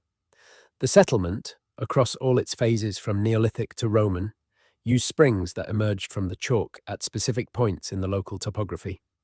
Springs are where underground water reaches the surface, where the water table intersects the ground level and the water flows out. The shafts at Winterbourne Kingston are not located at those spring outflows. They are located at points in the landscape that, when the subsurface geology is properly mapped, represent the underground sources of those springs. The springs on the surface are where the water comes out. The shafts are where the water comes from. This is not the kind of connection you establish by accident. You do not happen to dig a shaft onto the underground source of a surface spring without first knowing where that source is. This requires knowledge of the subsurface hydrology of your landscape, knowledge specific enough to identify not just the general zone of an aquifer, but the specific point where a particular spring originates underground. That is sophisticated environmental knowledge. It is entirely within the range of what people who have lived in a landscape for many generations and have strong practical motivations to understand its water systems can develop. But it is also not the kind of knowledge we routinely credit to Neolithic or Bronze Age communities. Unless, of course, we have been systematically underestimating what those communities knew. A researcher at the University of Exeter named Timothy Darvill has spent much of his career working on Stonehenge and the wider Wiltshire ceremonial landscape, and his work has repeatedly demonstrated that the builders of the great Neolithic monuments had an extraordinarily precise knowledge of local geology. They were not picking sites at random or simply choosing the highest available ground. They were selecting specific geological formations, specific rock types, specific places where particular qualities of stone or soil or water created conditions they considered appropriate for whatever it was they were doing. The geology of Stonehenge itself, the reason why those particular bluestones from the Preseli Hills in Wales were considered necessary when adequate local stone was readily available, is still debated. But the debate itself confirms that the builders had strong, specific views about geological properties that are not visible to casual observation. If the monument builders had that level of geological knowledge, and the evidence suggests they did, then it is not an unreasonable step to suggest that the shaft makers, who were often the same populations living in the same landscapes, also had detailed knowledge of what lay beneath the surface. That the shafts were placed where they were placed because the people making them knew what they were aiming for. That the targeting of underground water sources was deliberate and precise, not accidental or approximate. The deeper question is how they came to have that knowledge. Part of the answer is time. If your community has been living in the same landscape for 100 generations, observing its behavior through 100 winters and 100 springs, noting where the soil freezes differently above underground water channels, watching the behavior of particular plants that grow over specific geological features, tracing where surface depressions form after heavy rain, observing the distribution of particular animals and insects that prefer wet ground, you accumulate over those 100 generations an understanding of the subsurface that is remarkably detailed and practically precise. Another part of the answer involves sensory skills that the modern world has largely abandoned. The behavior of sound in landscape, the way the earth responds differently to percussion above different subsurface formations, the acoustic signature of underground water when the earth above it is struck in the right way. These are not supernatural faculties. They are refinements of natural human sensory capacity, developed through practice and passed from person to person over long periods of time. They are the same kind of skills that experienced miners traditionally developed through decades of underground work, the ability to hear and feel and smell the difference between solid rock and hollow space, between dry ground and wet ground, between stable formation and potential collapse. The tradition of water divining in Britain, whatever its relationship to verifiable empirical evidence, is the degraded popular remnant of a much more sophisticated tradition of landscape reading. The divining rod itself is almost certainly a late accretion, a prop that made the practice accessible to people who had lost the deeper skills the practice originally required. What the rod was supposed to do is what the skilled landscape reader does without the rod: identify underground water by interpreting the aggregate of surface signs that indicate its presence. Those signs are real. They are detectable without any supernatural assistance. And they suggest that the people who placed the winter-born Kingston shafts directly over the underground sources of their landscape springs were doing something that we could describe either as practical geology or as sacred engagement with underground water, without those descriptions being in any tension with each other. The practical and the sacred were not in separate categories for those communities. They were aspects of the same understanding, expressed in different registers of the same knowledge system. Sacred water, underground water specifically. This is where the shaft tradition connects to one of the deepest and most enduring features of British cultural life, a feature that has never entirely disappeared in 3,000 years of cultural transformation. Britain is an island saturated in water cults. The Holy Well tradition runs from the Neolithic to the present day, from the votive deposits found in rivers and bogs and lakes across the prehistoric period to the Clootie Wells of Scotland and Wales, where people still hang cloth offerings on the trees overhanging a spring. It has never stopped. It changed its vocabulary with every major cultural transition, acquired Roman names and then Christian names, and then the language of folklore and local custom. But the water itself did not change, and the fundamental act of veneration did not change. Only the words used to describe what was being venerated changed. What the shaft tradition adds to this picture is the directional dimension.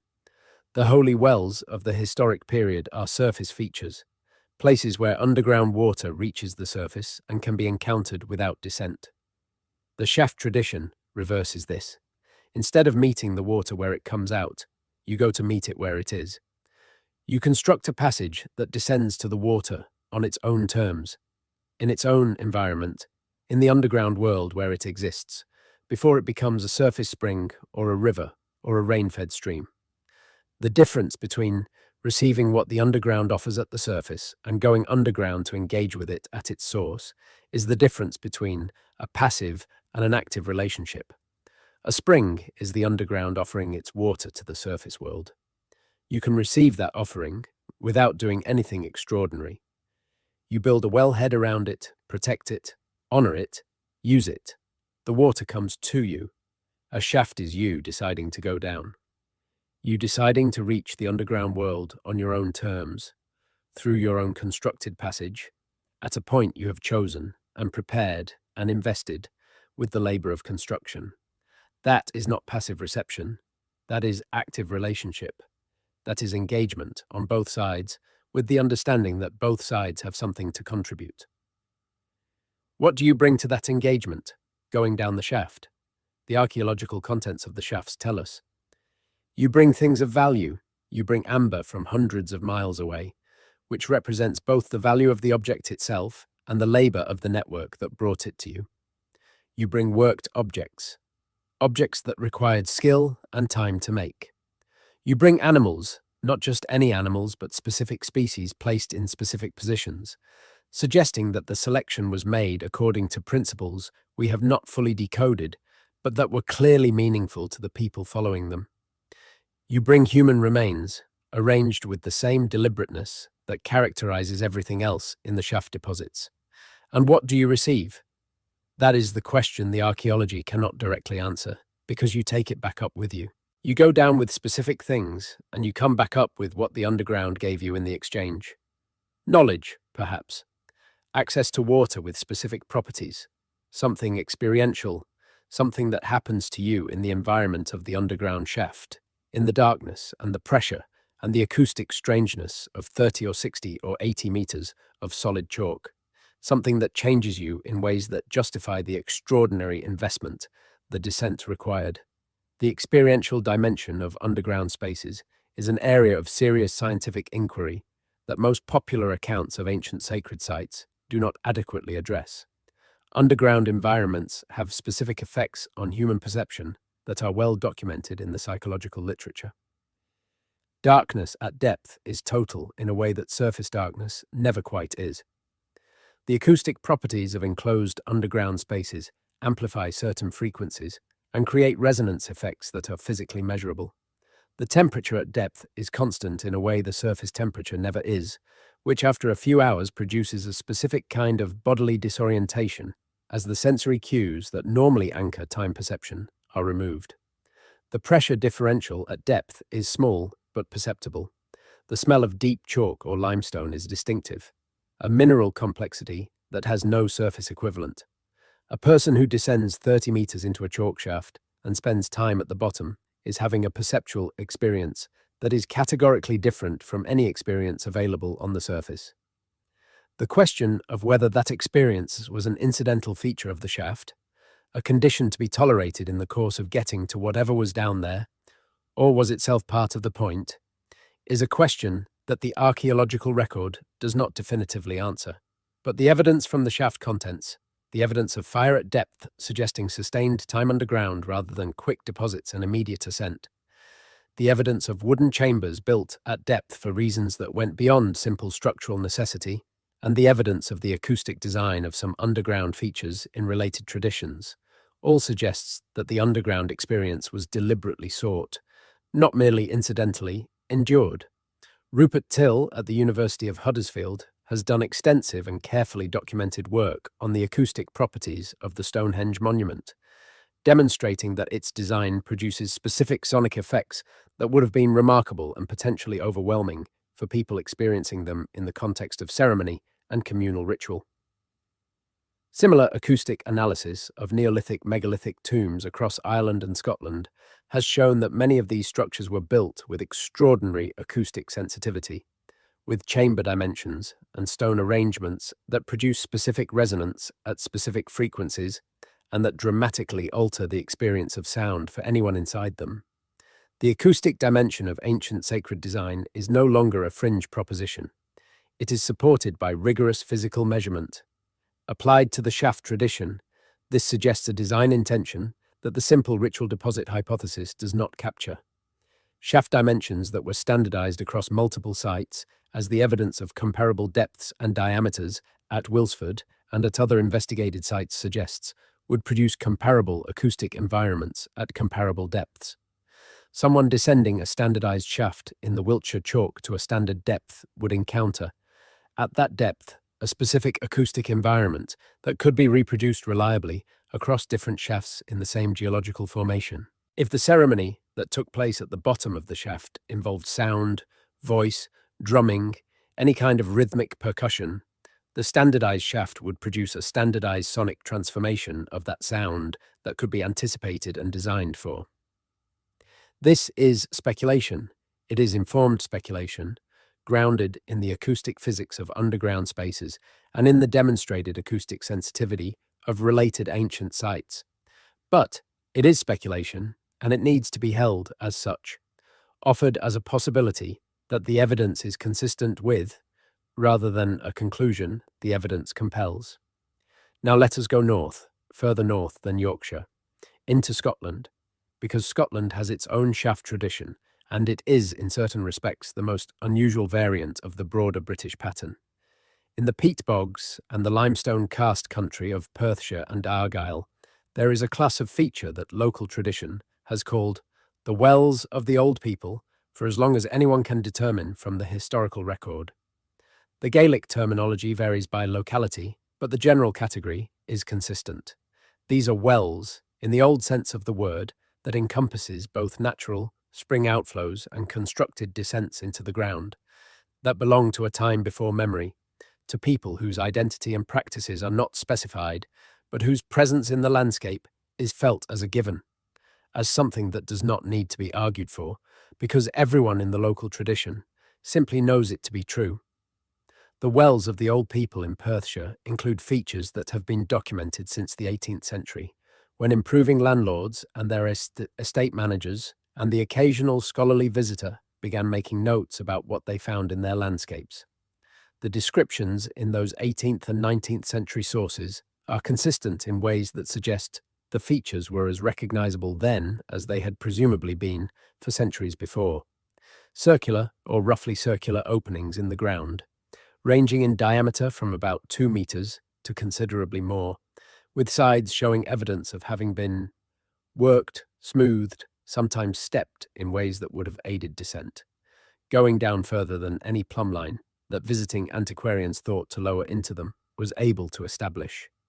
Containing water at depth, water that fluctuated in level with the seasons in ways that suggested connection to a regional aquifer system, rather than simple accumulation of rainfall. But the wells of the old people in Perthshire have something additional that makes them distinctive from standard prehistoric shaft features elsewhere in Britain. They have been associated by local tradition going back as far as the tradition can be traced, with specific phenomena, acoustic phenomena. Specifically, the sound of something below the surface at particular times of year, not the sound of flowing water, which would be unremarkable in a water-bearing shaft and which has a distinctive quality that anyone who has heard it can identify immediately. Something different, something rhythmic. The accounts of this acoustic phenomenon span centuries. It appears in estate records from the 18th century, where it is noted by factors and managers whose job was to be precise and practical rather than superstitious or literary. It appears in the notes of Victorian antiquarians who went to specific wells in Perthshire, specifically to hear it, and who reported that they did indeed hear something they could not easily explain. It appears in a geological survey report from the 1970s, in which a team investigating subsurface features in the area encountered the phenomenon at a well near the village of Killin and included it in their notes with the characteristically careful observation that the source was unclear but was almost certainly geological rather than anthropogenic, almost certainly geological, which is the appropriate hedge for a survey note produced by people whose job did not include investigating anomalous acoustic phenomena in prehistoric shafts. Geological knocking in water-bearing limestone formations is a real phenomenon.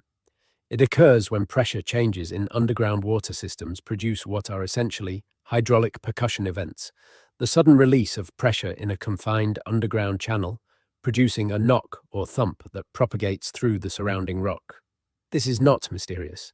It happens in limestone country around the world and is well understood by hydrologists. What is less well understood, and what the survey note does not address, is the specific quality of the sound reported at the Killin well and at other wells in the Perthshire tradition.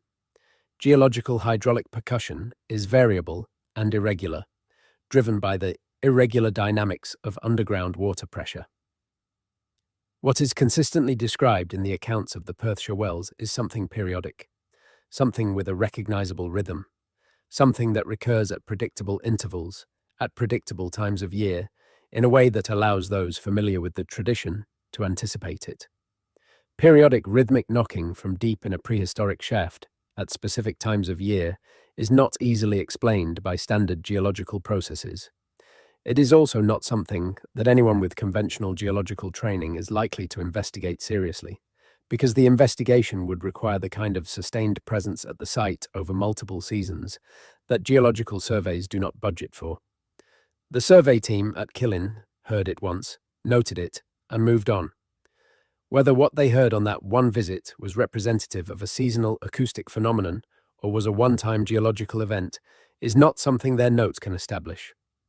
The local tradition does not think it is a one-time event. The local tradition has been noting the periodic quality of the acoustic phenomenon at several wells in the Perthshire system for as long as there is a record, and the local tradition in the area of underground sacred sites has a reasonably good track record of preserving accurate information about features that academic investigation later confirms are genuinely unusual. The Scottish material connects to an older layer of the British tradition that we have not yet addressed directly, which is the tradition of the fairy or the fairy, the inhabitants of underground spaces. The fairy tradition in Scotland and Ireland and Wales is not the benign miniature sprite of Victorian children's literature. The original tradition is much more ambiguous and much more serious. The inhabitants of the underground world in Celtic tradition are full-size beings, sometimes indistinguishable from humans in appearance, who live in an alternate dimension that intersects with the surface world at specific landscape features, hill forts, caves, the mouths of underground streams, wells. The fairy hills of the Scottish tradition, the Sidin or Sith mounds, are typically the same kinds of features that archaeology identifies as Neolithic and Bronze Age burial mounds and round barrows. The inhabitants of those hills in the folklore tradition are the Sith, who are not understood as the spirits of the dead, but as a distinct category of beings whose relationship to humanity is complicated and potentially dangerous, and who must be approached with specific protocols that have been developed over generations of difficult experience. This is mythology. It is not archaeological evidence. But it is evidence of something, because the question of what myths encode is itself an important question and one that archaeology is only beginning to take seriously. Myths encode things that communities found important enough to preserve across time in the most durable medium available, which for non-literate cultures is the oral tradition. When a myth is old enough and widespread enough and internally consistent enough, it represents real information about something, even if we cannot always identify what that something is. The Welsh material is more immediately relevant to the shaft tradition because it preserves specific vocabulary. In the Welsh language, the word effainon, which is the standard modern Welsh word for a well or spring, is related to a whole semantic cluster that includes depth, source, origin, underground, and what lies beneath. The etymology reaches back through the language's deep history to a root that meant something like the place from which things arise, the underground origin of what appears on the surface. This is not just a word for a water source. It is a word that encodes a cosmological understanding of the relationship between the underground world and the surface world.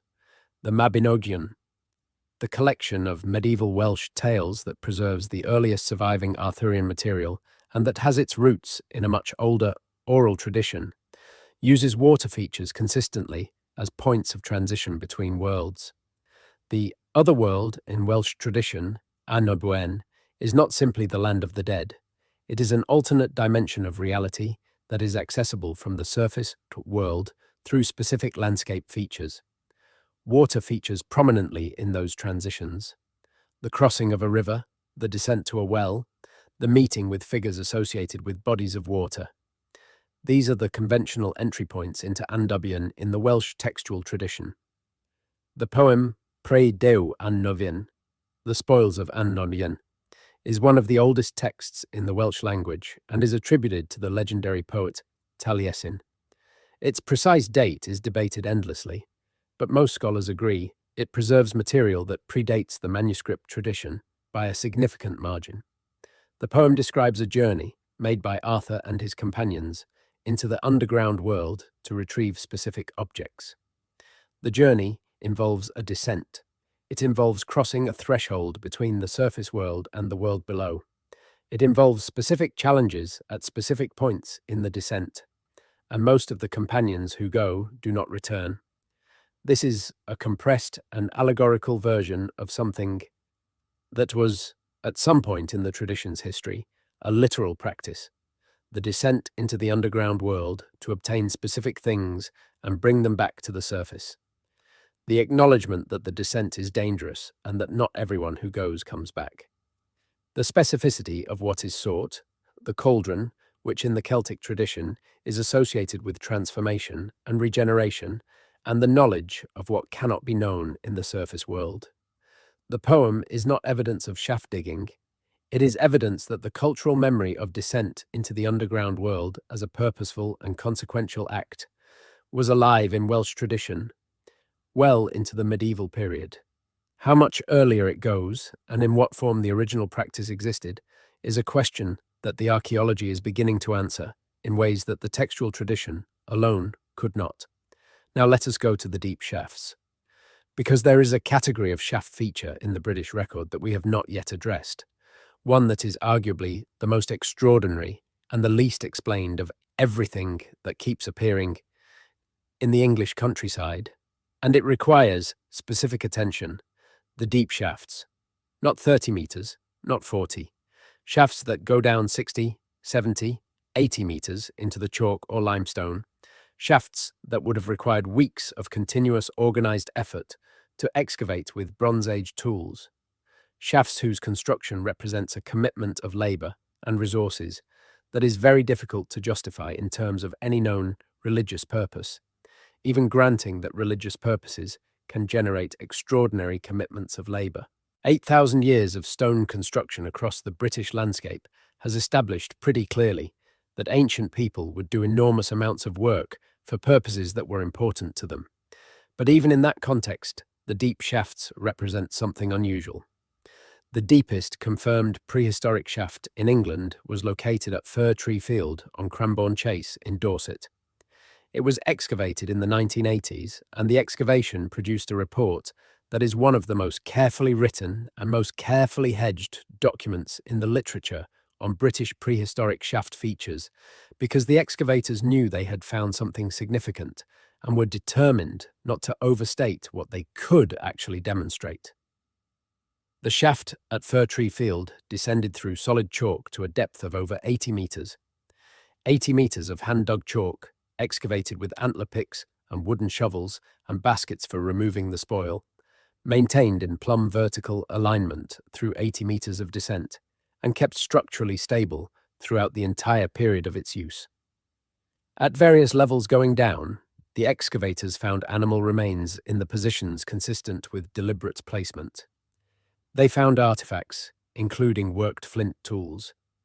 They found charcoal from multiple burning events at different depths, suggesting that fires had been lit in the shaft at different points in its long history of use. At the bottom, at 80 metres depth in the water-bearing chalk, they found what the excavation report describes, with the characteristically careful understatement of good academic archaeology, as a structured deposit of uncertain significance. The deposit included human bone, not complete burials. Selected bones, arranged in a configuration that the excavators could not match to any standard model of prehistoric bone deposition. The bones included material from more than one individual and more than one period, which suggests that the deposit was cumulative, built up over multiple visits spanning multiple generations.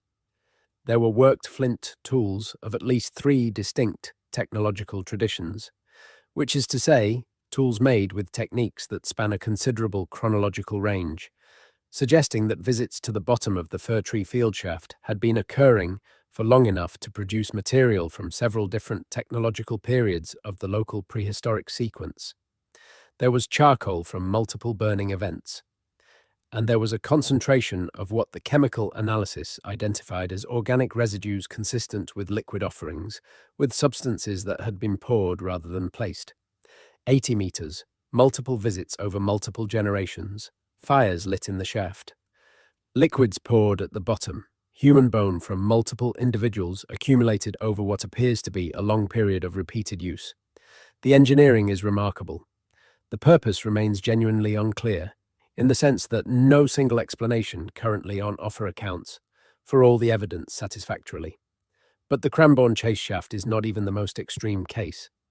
At a site in the Mendip Hills of Somerset, a site whose location I'm going to leave unspecified because it is under ongoing investigation, and the researchers involved have asked that its location not be publicized until the investigation is more advanced.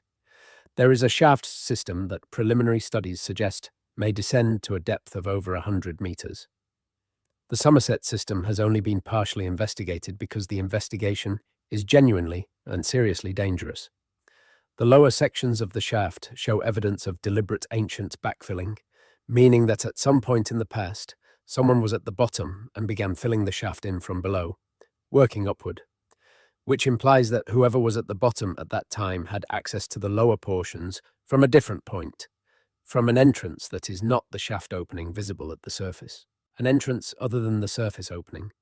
That implication points towards something that some researchers have been suggesting, cautiously and with appropriate hedging, for some years now. The Mendip shafts are not isolated features. They are part of a system. They are connected underground to other features, to passages and chambers, and possibly to other shafts, in an integrated underground network that was constructed, used, and at some point partially sealed. Not all at once. Not by a single group working to a single plan, but over time, by successive generations, adding to and modifying an underground infrastructure that had been begun by their predecessors and that they understood themselves to be maintaining and extending. How large are these networks? Nobody knows, because nobody has systematically looked.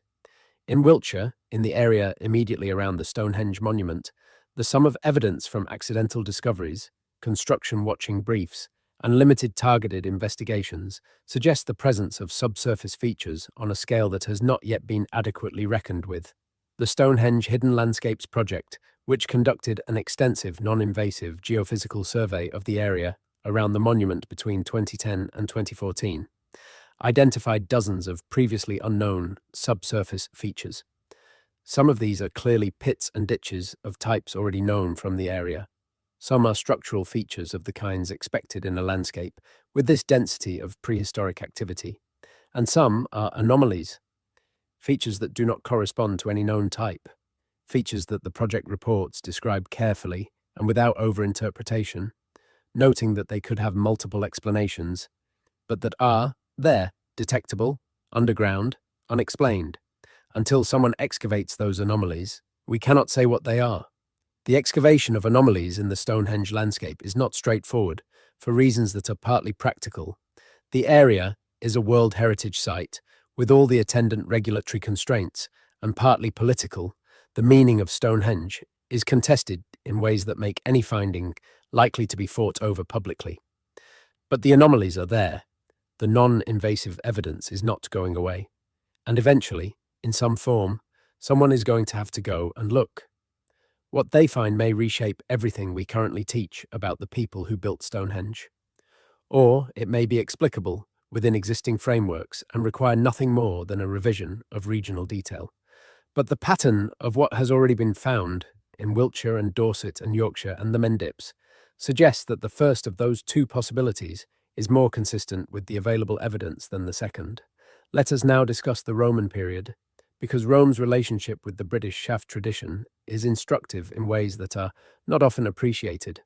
When Rome arrived in Britain in the 1st century of the Common Era, it encountered a landscape with an existing sacred geography, a landscape where specific sites had specific significance that had been maintained and transmitted across many generations. And Rome did what it routinely did with the sacred geographies of the territories it absorbed. It engaged with them rather than simply replacing them. The Roman adoption of British water sanctuaries is well documented at the major sites. At Bath, where the hot spring was already sacred when the Romans arrived, the Roman complex of Aquae Sulis was built over and around the existing sacred site, giving the spring a Roman temple and Roman goddess, while apparently not disturbing the underlying tradition of veneration. The same pattern repeats at other spring and well sites across Roman Britain. Roman coins, Roman pottery, Roman votive objects appear in wells and springs and rivers across the country in the same way that pre-Roman objects appear in the same features. The Romans were participating in an existing practice, not inventing one from scratch. What is less commonly discussed is the Roman continuity in the shaft tradition specifically. Roman period deposits appear in British shaft features across multiple counties and multiple contexts. Roman objects at depth in shafts that began in the Bronze Age or the Neolithic. Roman period animal deposits following the same conventions of placement and species selection that characterize the earlier deposits in the same features. The Romans, or rather the mixed Romano-British population that the Roman period produced, continued to use the shafts. The specific practice of going underground to engage with whatever the underground represented did not stop when Roman administration arrived. It continued, incorporating Roman vocabulary into a tradition with much older roots. And after Rome, this is where the historical record becomes thin in ways that are frustrating for anyone trying to trace the tradition forward. The post-Roman and early medieval periods in Britain are not well documented archaeologically in general, partly because of the major disruptions of the 5th and 6th centuries, and partly because the period has historically received less research attention than either the Roman period before it or the medieval period after. What evidence there is suggests that the shaft tradition did not abruptly end with Rome's departure. The Welsh and Scottish textual and oral traditions we have already discussed preserve memory of underground engagement that clearly postdates the Roman withdrawal.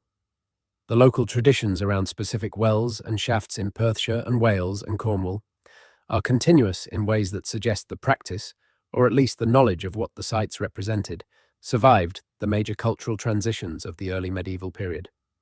What changed with Christianity, specifically with the Christianization of Britain, that occurred over the 5th, 6th, and 7th centuries, was not the veneration of water sites, but the framing of that veneration.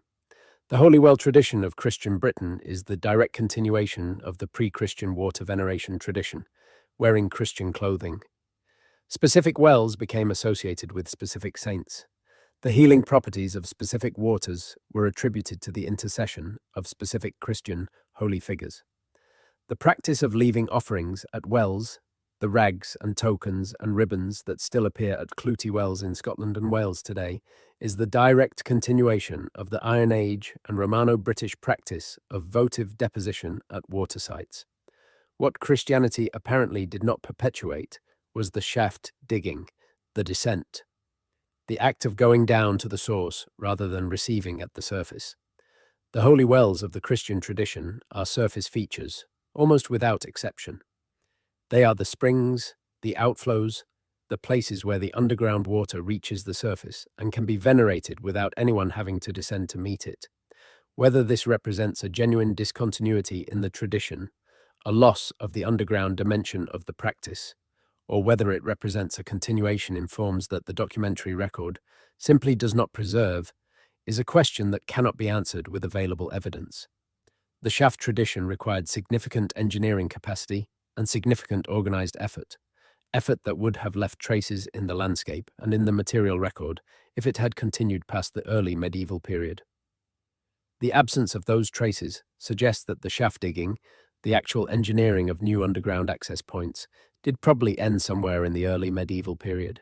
What persisted, expressed in the holy well tradition and in the oral and literary traditions of the Celtic-speaking peoples of Britain, was the understanding of what the underground represented and the knowledge that specific landscape features provided access to it. The loss of the engineering does not necessarily mean the loss of the knowledge.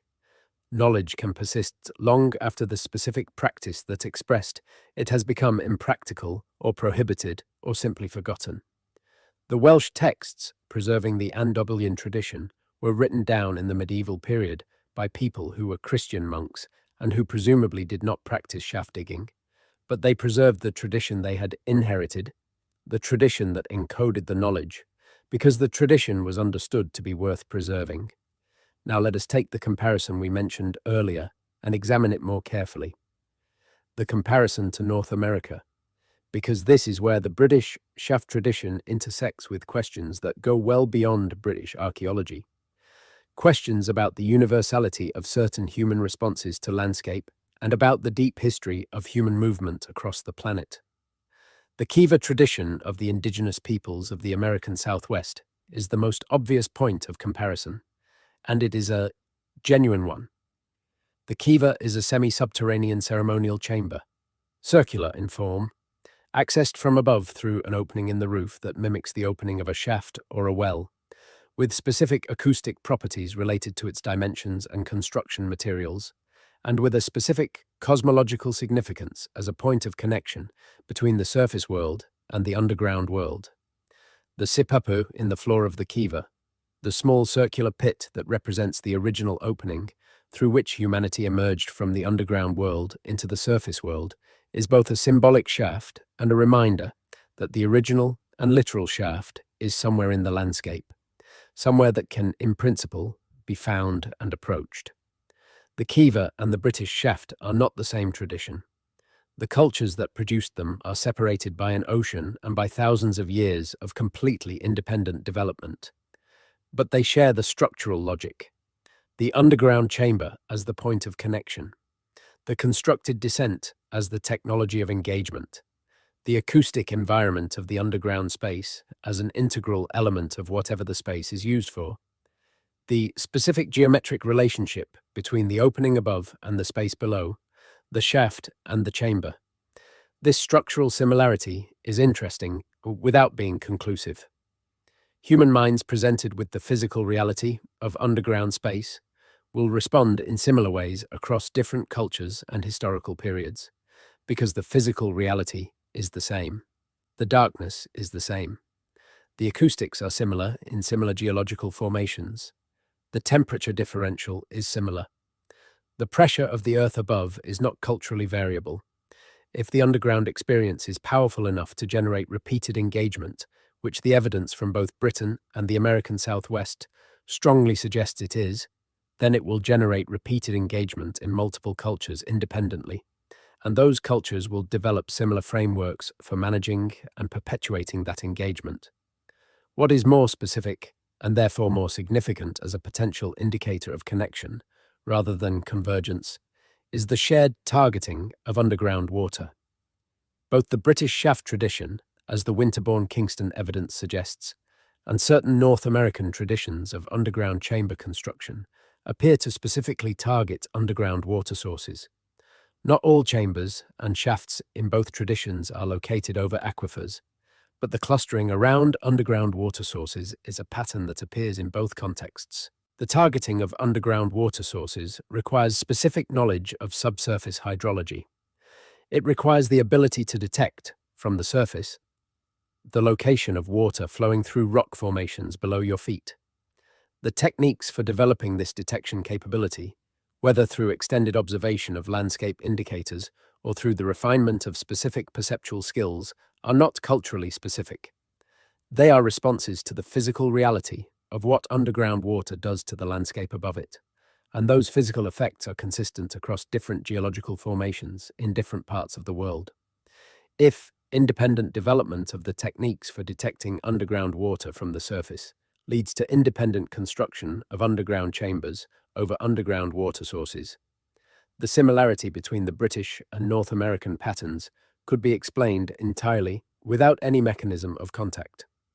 Two traditions, developing independently in response to the same physical reality of underground water and the same human capacity for detecting it, would arrive at similar practices through what is essentially the same reasoning. But there are specific features in the eastern interior of North America, in the limestone country of Wisconsin and Illinois and Kentucky and the river valleys of the upper Midwest, that were documented by 19th century surveyors and historians and that have not been reinvestigated with modern archaeological methods. These features, as they appear in the historical record, share characteristics with the British shafts that go beyond the general logic of underground water engagement. The 19th century accounts describe shaft-like features in the limestone landscapes of the eastern interior that have specific vertical alignment, evidence of deliberate construction rather than natural formation, depths exceeding what would be necessary for any straightforward water-gathering purpose, and in some accounts, evidence of structured deposits at depth. These are not the kivas of the southwest. They are features in a different geological formation, in a different cultural zone, associated with the Hopewell and late woodland traditions of the eastern interior, rather than with the Puebloan traditions of the southwest. The Hopewell tradition, which produced the great earthwork complexes of Ohio and Illinois in the first few centuries of the Common Era, was a sophisticated culture, with extensive trade networks reaching from the Gulf of Mexico to the Canadian Shield. The Hopewell networks traded copper from Lake Superior and mica from the southern Appalachians and obsidian from the Rocky Mountains and shells from the Gulf Coast, covering distances that make the Baltic amber in the British shafts look modest. This was a culture with genuine organizational capacity and genuine knowledge of what lay at significant distances from its home territory.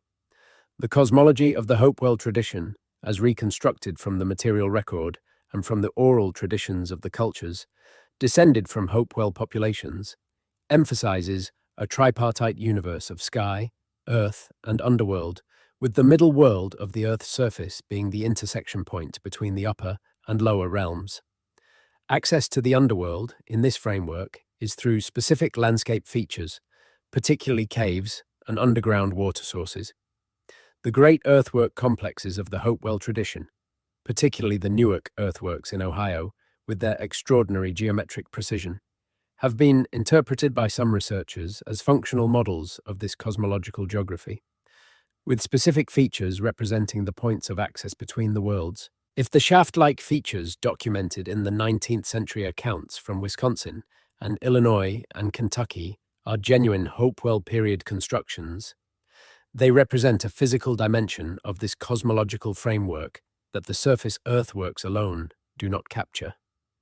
They represent the Hopewell tradition, doing what the British shaft tradition was doing, going underground at specific points in the landscape to engage with the underground world through a constructed passage. The connection between these North American features and the British shaft tradition is speculative. The 19th century accounts are not always reliable by modern archaeological standards. The features described have not been systematically reinvestigated. The parallels could represent convergent responses to similar landscapes and similar cosmological frameworks, rather than any form of contact. But the parallel is real. The structural similarity is real. The specific detail of targeting underground water sources is real in both contexts. And the question of why such similar practices developed on opposite sides of the Atlantic, in broadly similar geological formations, at broadly comparable periods in the cultural development of the respective regions, is a question that deserves more serious investigation than it has received. The answer may be entirely mundane: convergent development, independent reasoning about the same physical realities, the universal human response to the experience of underground space. These explanations are adequate for the general features of the parallel. They are less adequate for the specific details: the underground water targeting, the standardized shaft dimensions, the specific classes of deposit, the building of timber chambers at depth. When the parallels extend to that level of specificity, the convergence hypothesis requires either that the underlying logic is truly universal and truly generates the same specific solutions independently, or that there is some mechanism of connection that has not yet been identified. That mechanism could be contact, direct or indirect, in some form we have not yet established. The genetic record of pre-Columbian Atlantic contact is growing, slowly and controversially, in ways that suggest the standard model of complete oceanic isolation between the Old World and the New World in the pre-Columbian period is going to need revision. Not dramatic revision. The pre-Columbian Americas were not colonized by Europeans in any sense that affected the development of indigenous cultures.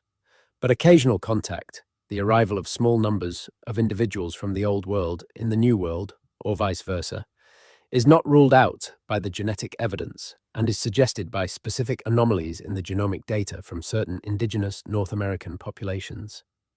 Small-scale contact does not require or imply cultural domination or significant cultural transfer. People can meet and exchange objects and ideas without one culture's framework replacing another's. If specific technical knowledge, the knowledge of how to detect underground water from the surface and how to construct a shaft to reach it, traveled across the Atlantic in either direction during the period when both traditions were active, the specific parallels in the shaft traditions of Britain and the eastern interior of North America would be explicable without requiring either total independence or massive cultural contact. This is all at the very outer edge of what the available evidence can support. It is the kind of suggestion that requires careful hedging and clear labeling as speculation. It is offered here as a question worth asking, rather than a conclusion to be drawn, because the parallel is real and the standard explanations for it are not entirely satisfying, and the honest response to unsatisfying explanations for real patterns is to keep asking the question. Let us come back to Britain. Let us come back to specific sites and specific evidence, because there is still more in the British record that we have not addressed, and it is important to ground this account in the specific and the documented, rather than leaving it too long in the speculative. In Oxfordshire, in the limestone country of the Cotswold Hills, there is a tradition of shaft features that connects the underground heritage of southern England to a specific class of object that appears consistently in shaft deposits across the British record. Miniature chalk objects. Chalk bowls, chalk cylinders, chalk discs, objects made from the chalk itself rather than from any imported or traded material. Objects made from what lies immediately around the shaft, made from the substance the shaft itself is made of. Chalk objects appear in shaft deposits across Wiltshire, Dorset, Oxfordshire, Cambridgeshire, and the Yorkshire wolds. They appear at multiple depths in the same shafts, suggesting they were brought down on different visits. They appear in sizes ranging from small enough to hold in a closed fist to large enough to require two hands. They show evidence of having been carefully shaped and sometimes smoothed, objects that took time to make, not casual productions. And they appear alongside the amber and the shale and the animal bones and the other deposited materials as apparently intentional contributions to whatever the shaft deposit represented. What do chalk objects mean in a chalk shaft? The obvious reading is that they represent the geological material of the underground world, brought into the shaft as a symbolic acknowledgement of or gift to the chalk itself, to the geological matrix through which the shaft descends. The chalk is not just the medium the shaft is cut through, it is part of what the shaft is engaging with. It has its own presence, its own qualities, its own significance in the understanding of the people who made it. Objects made from chalk, placed in a chalk shaft, are a form of engagement with the chalk itself, a recognition that the material of the underground world has a claim on the relationship being maintained through the shaft.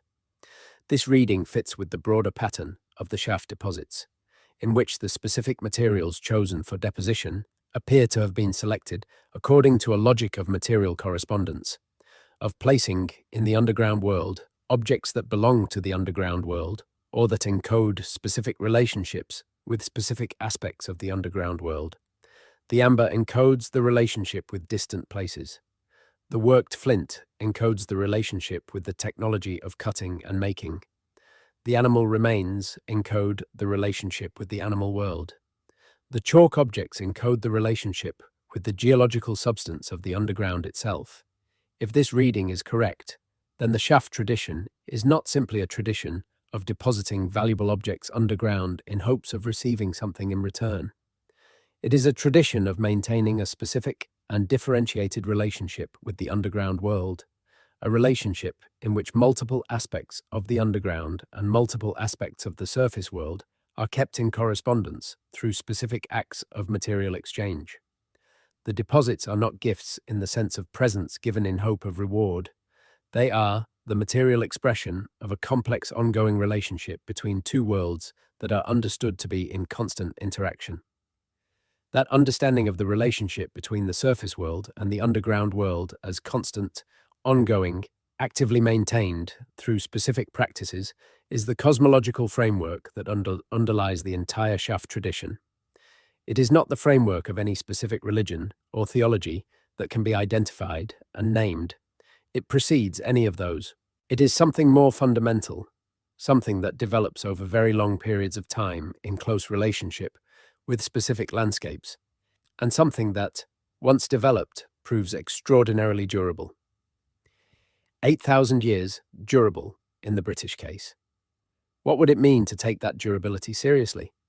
To recognize that the people who made the earliest shafts in Mesolithic Britain were not primitive people, with primitive understandings who were subsequently replaced by more sophisticated populations with better ideas.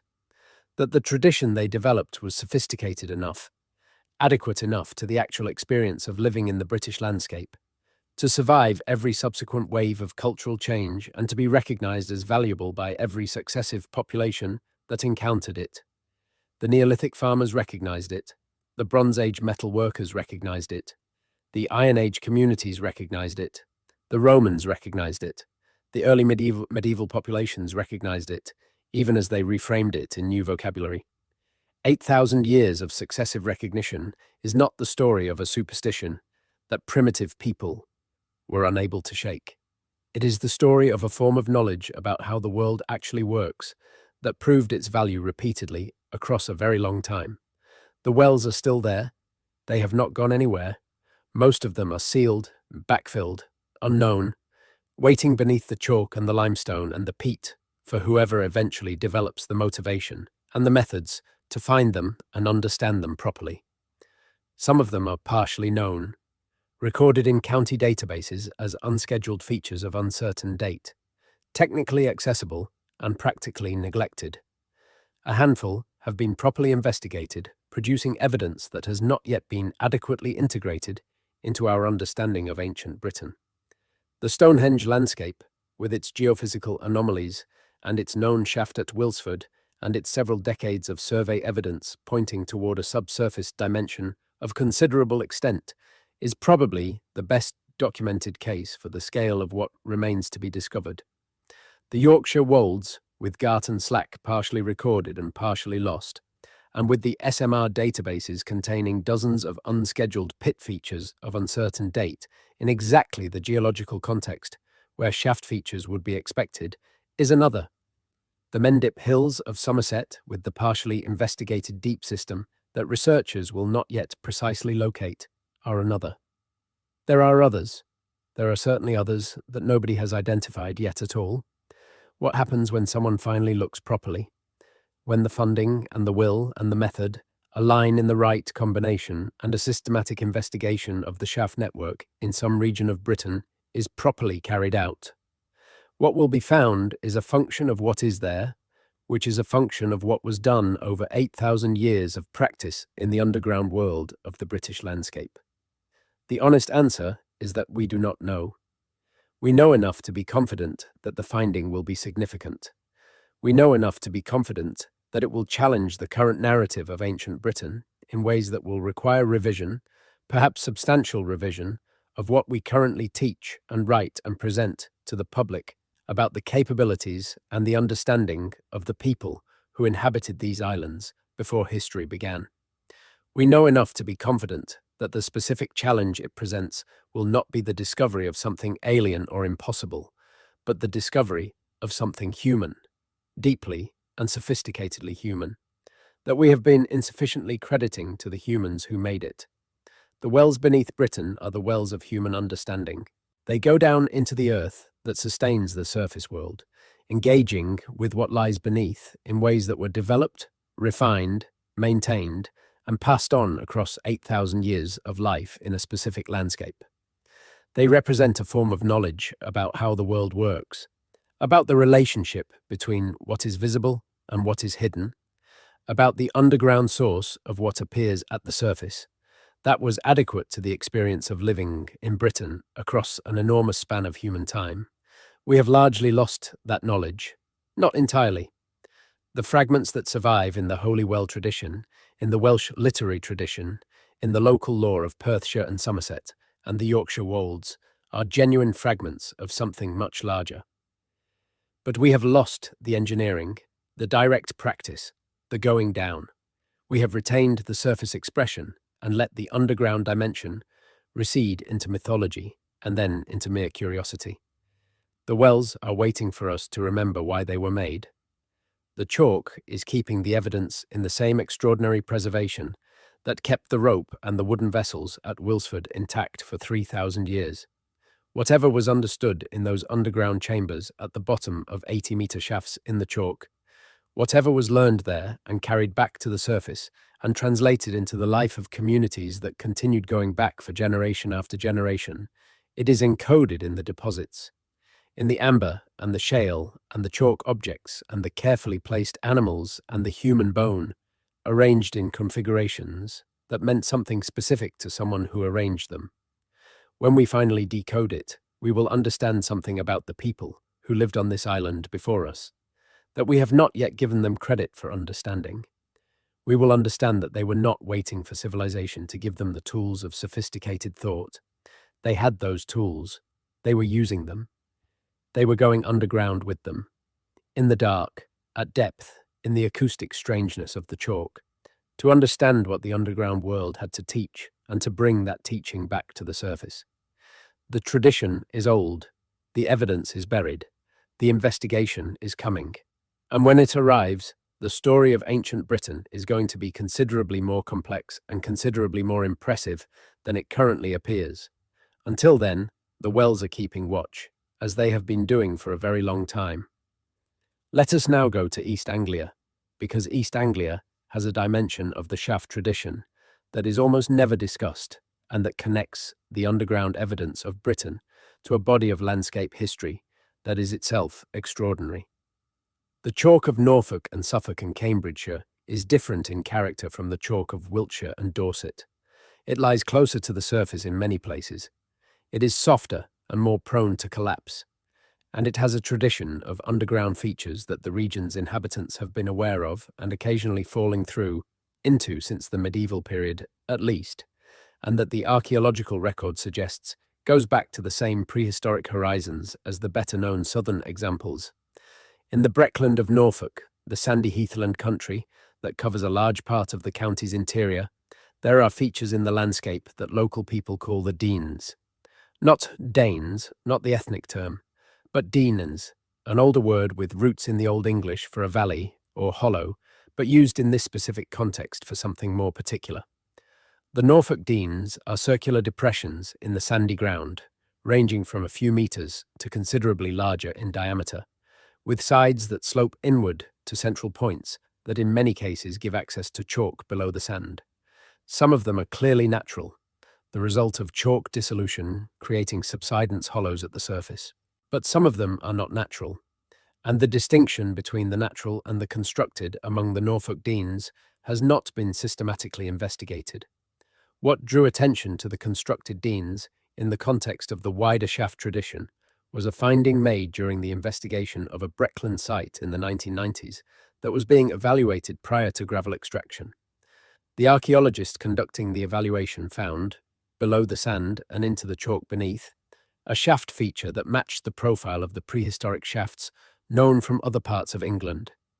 It had structured deposits, it had evidence of deliberate lining at depth, and the material recovered from it included objects that suggested not Iron Age or Bronze Age activity, but something earlier, material that the preliminary analysis placed in the late Mesolithic or early Neolithic transition. The evaluation was superseded by the commercial development that it was assessing. The shaft was recorded and then destroyed by the gravel extraction. The report sits in the Suffolk County HER and in the Norfolk SMR as an entry for an unscheduled feature of unusual character, a description so bland that nothing about it would alert a researcher to the significance of what was found. But the finding matters for the aggregate picture, because it extends the geographical range of the shaft tradition into East Anglia in a way that connects the tradition to something else that East Anglia is known for in the context of underground features. The Grimes Graves Flint Mines. Grimes Graves is the most extensively investigated prehistoric mining site in Britain and one of the most remarkable. It is a complex of over 400 pits, some of them merely shallow workings, others descending to depths of 12 meters or more through the chalk to reach the particularly high-quality flint that occurs at the lowest levels of the chalk formation in that part of Norfolk. The mining was intensive. Thousands of tons of chalk were removed to reach the flint seams. The pits were dug with antler picks, each one representing a significant investment of labor. And the mines were worked intensively during the Neolithic period, roughly 4,000 to 3,000 years before the Common Era. The Grimes Graves complex is understood as a practical mining operation. That is the standard interpretation, and it is clearly correct in the sense that the primary purpose of the digging was to obtain flint. But Grimes Graves also contains evidence of a dimension that the standard interpretation underemphasizes. At the bottom of some of the mine shafts, in the galleries radiating from the base of the deeper workings, there are deposits that are not explained by the practical requirements of flint extraction. A chalk figurine of a woman, accompanied by a chalk cup containing material, found at the end of one of the galleries. Antler picks arranged in patterns that suggest placement rather than abandonment. Chalk balls placed near the face at the lowest working level. The face where the highest quality flint was encountered. These deposits at Grimes Graves have been discussed in the literature in terms of mining ritual, ceremonies performed to ensure the success of the extraction or to thank whatever powers were understood to control access to the flint. That interpretation is plausible, but it sits uncomfortably with the idea of mining as purely practical activity, because it implies that even when the underground was being accessed for the most obviously practical of purposes, the people doing the accessing felt the need to maintain a ritual relationship with the underground environment they were entering, which suggests that the practical and the ritual were never fully separable in the understanding of these populations. Going underground, for whatever purpose, involved entering a space that had its own character, its own significance, its own requirements for how it was to be approached, and what was to be left there when you left. The underground was not simply rock to be removed. It was a place with its own logic that the surface world was in ongoing relationship with, a logic that had to be respected, even when your primary reason for going down was to extract something rather than to leave something behind. The female figurine at Grimes Graves, which is one of the most evocative objects in the entire corpus of British Neolithic archaeology, has been interpreted as a fertility figure, which is the standard interpretation of chalk female figurines from this period. But it is also, in the context of the shaft tradition, an object placed at the deepest accessible point of an underground system, at the point of maximum contact with the geological substance that the shaft was designed to reach. Whether it was a gift or a request, or simply an acknowledgement of whose domain you were in when you reached that depth, is a question that cannot be answered with certainty. But the placement was deliberate. Whoever placed it at the bottom of a 12-metre shaft in the chalk galleries of Grimes Greaves did so with intention, and that intention was part of the same tradition, the same framework of engagement with the underground world, that produced the deposits at Wilsford and Garton Slack and the other shaft sites we have been discussing. The connection between the practical mine and the ritual shaft is not a contradiction. It is an indication that the division we draw between the practical and the sacred was not a division that the Neolithic people of Britain drew in the same place. The underground was the underground. It required the same protocols whether you were there to get flint or to conduct a ceremony. The two things were not in separate categories. They were aspects of a single relationship with the underground world that happened to have different surface expressions. Now let us go to a specific feature of the shaft deposits that we have mentioned but not adequately examined: the animal remains. Because the animal remains in the British shaft tradition are not random. They are not the disposal of unwanted carcasses or the accidental accumulation of waste. They are patterned in ways that are consistent enough across multiple sites and multiple periods to require an explanation that goes beyond convenience. Dogs appear with exceptional frequency. At Wilsford, the small dog placed at the base of the shaft is the most famous example. But dogs appear in shaft and well deposits across Britain from the Neolithic through the Roman period. They appear in the Thames, dredged from context that suggests deliberate deposition. They appear in rivers and wells across the Romano-British period in such numbers that the pattern is formally recognized in the archaeological literature on water cult deposits. They appear at the bases of shafts, placed with care, not discarded. Why dogs? The association of dogs with the underground world, with death and passage, and the liminal spaces between worlds, is one of the most consistent features of the mythological traditions of ancient Europe. In Greek mythology, Cerberus guards the entrance to the underworld. In Egyptian mythology, Anubis, the jackal-headed deity, governs the transition between the living and the dead. In Celtic tradition, dogs are associated with healing and with the transition between states of being. The white dogs of the other world, the Taupwen Andobien in Welsh tradition, are supernatural dogs associated specifically with Andobwen, the underground world that is the destination of the descent tradition we have been examining throughout this account.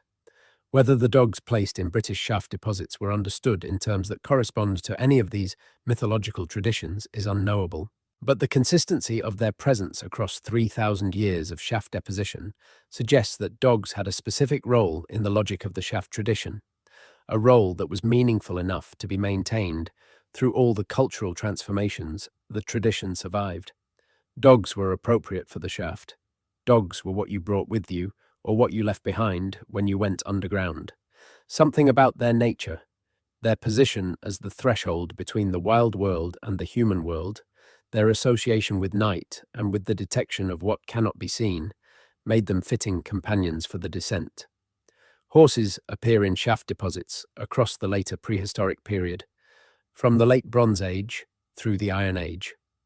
Horse deposits in wells and shafts are documented at multiple sites in Wessex and the Thames Valley and in Yorkshire. The horse in British prehistory was not primarily a food animal, though horses were occasionally eaten. The horse was a prestige animal, associated with specific social categories and specific ritual contexts. Horse deposits in shafts, therefore, represent a significant commitment, not just of an animal's life, but of an animal that had social and symbolic value in the surface world.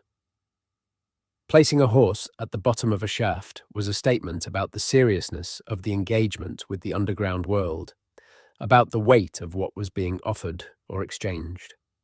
Waterbirds, specifically waterfowl of the kinds that dive beneath the surface of water, appear in shaft deposits in ways that suggest specific symbolic selection.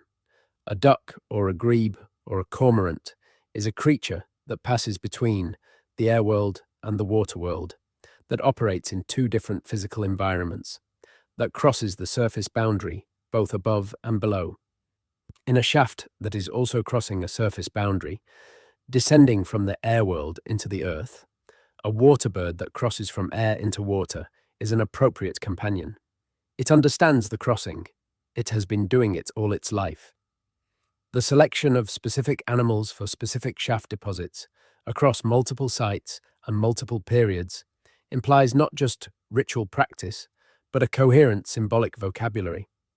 A vocabulary in which particular animals encode particular meanings, carry particular associations, represent particular aspects of the relationship between the surface world and the underground world. A vocabulary that was shared widely enough across the shaft tradition to produce consistent patterns at sites separated by hundreds of miles and hundreds of years. How was that vocabulary transmitted? Through the same mechanisms that transmitted everything else in a pre-literate culture. Through story, through ceremony, through the apprenticeship of young people into the practices of the community, through the networks of exchange and interaction that connected communities across the British landscape and beyond. The amber from the Baltic that appears in the Wilsford shaft is evidence that material things were moving across those networks. The symbolic vocabulary of the shaft tradition was moving along the same routes. This brings us to a dimension of the shaft tradition that we have not yet addressed, which is its relationship to the great burial monuments of prehistoric Britain. The long barrows and round barrows and chambered tombs that are among the most visible features of the ancient British landscape have a relationship with the shaft tradition that is closer than the standard accounts suggest. Long barrows are typically discussed as burial monuments. This is not wrong. They contain human remains, but they also contain things that do not straightforwardly belong to the simple category of burial. They contain deposits of specific animal bones placed with the same apparent intentionality as the animal deposits in the shafts. They contain objects from distant places, the same classes of traded goods that appear in the shaft deposits. Some of them contain features in their floors that are shaft-like, small pits descending below the floor level of the burial chamber into the underlying geology. The relationship between the barrow and the shaft may be a relationship between two different expressions of the same engagement with the underground world. The barrow creates an artificial underground space, a constructed interior that is dark and enclosed and separated from the surface world, accessible only through a narrow passage that requires deliberate negotiation to enter. The shaft descends into the natural underground, accessing the geological substrate directly rather than creating an artificial substitute. Both are ways of going into the underground. Both maintain deposits that follow similar symbolic logic. Both require organized labor to construct and maintain. And both persist through the same 8,000-year span of the British prehistoric tradition, appearing together in the same landscapes and in many cases in spatial relationships with each other that suggest they were understood as complementary rather than alternative.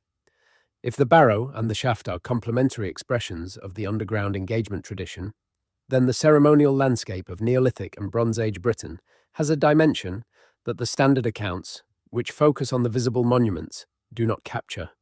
Every landscape with long barrows and round barrows and henges also has, presumably, the underground dimension, the shafts and passages that descend into the earth from the same sites or from nearby points in the same landscape. The visible and the invisible together constitute the full ceremonial geography. The above ground and the below ground are parts of a single system. This reframing of the ceremonial landscape changes what we think we are looking at when we visit Avebury, or the Stonehenge environs, or the Great Barrow cemeteries of Cranbourne Chase.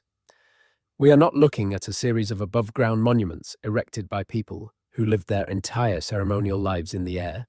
We are looking at the visible surface of a system that extended downward as well as upward, that was as engaged with what lay beneath as with what lay above, and that created a geography in which specific points on the ground surface served as the interface between two worlds that were in ongoing relationship through those points.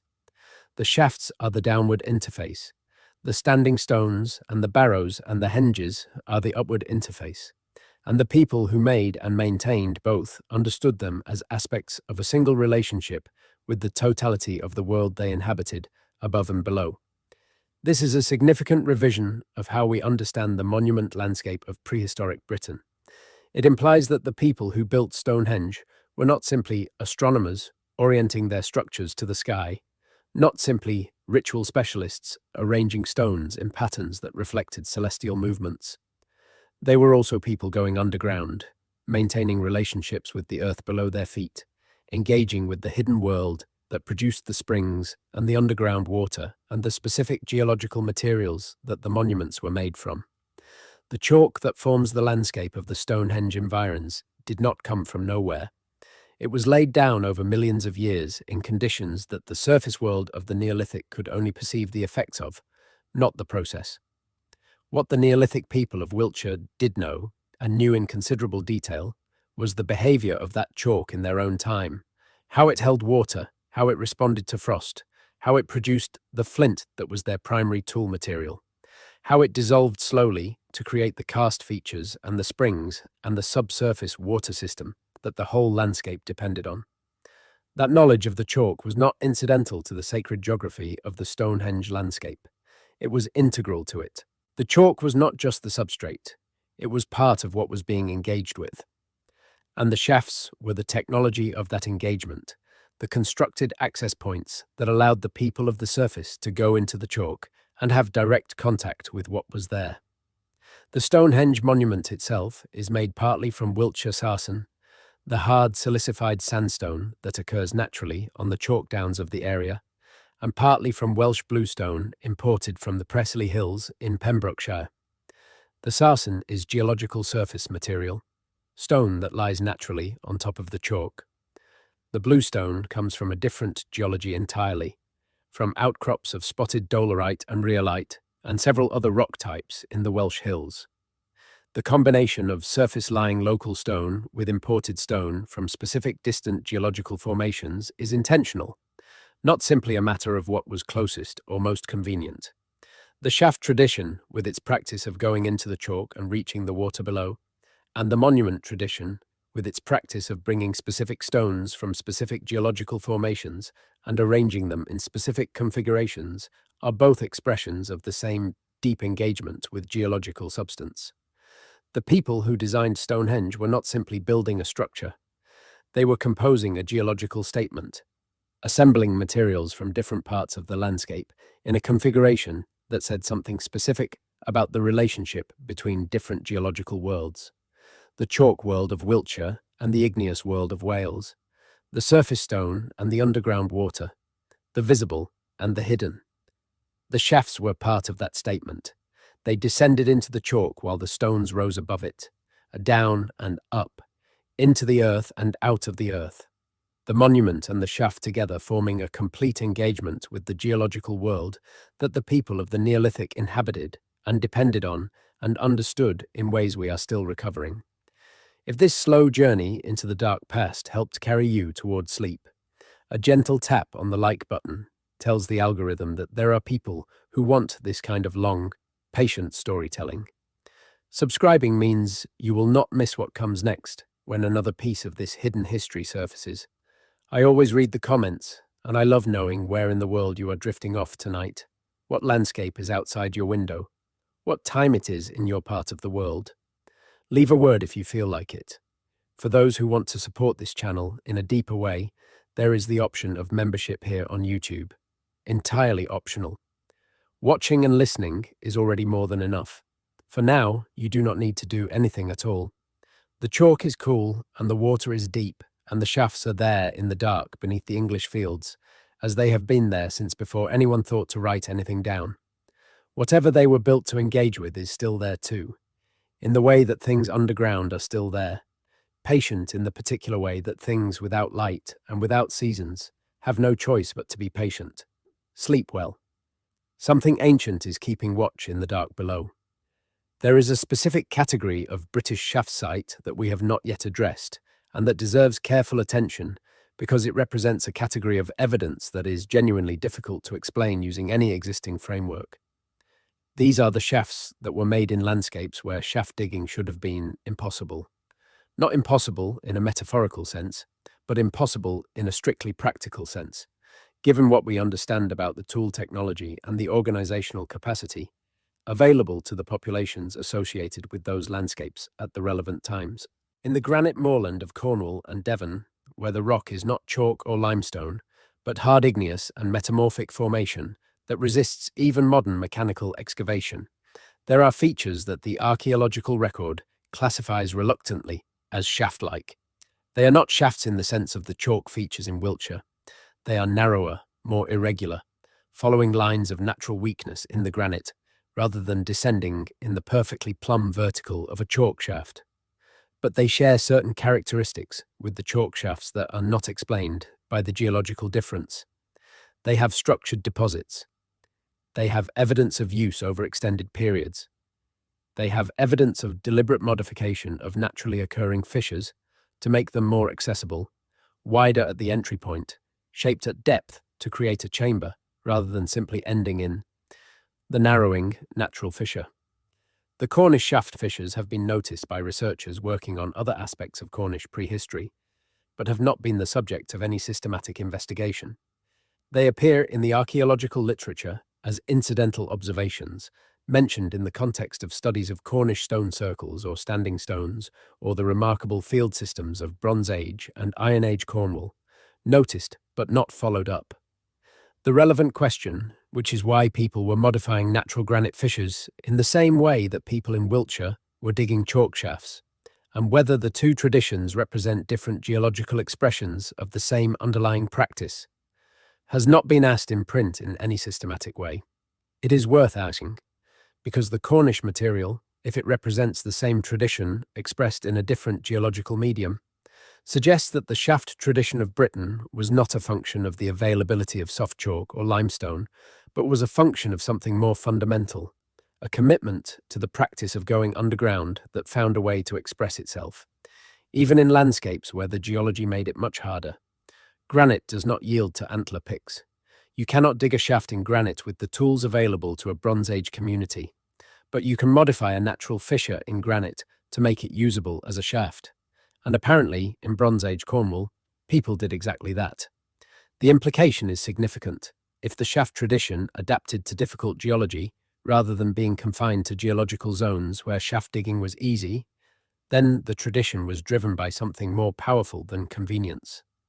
The presence of soft chalk in Wiltshire was not the reason people dug shafts in Wiltshire.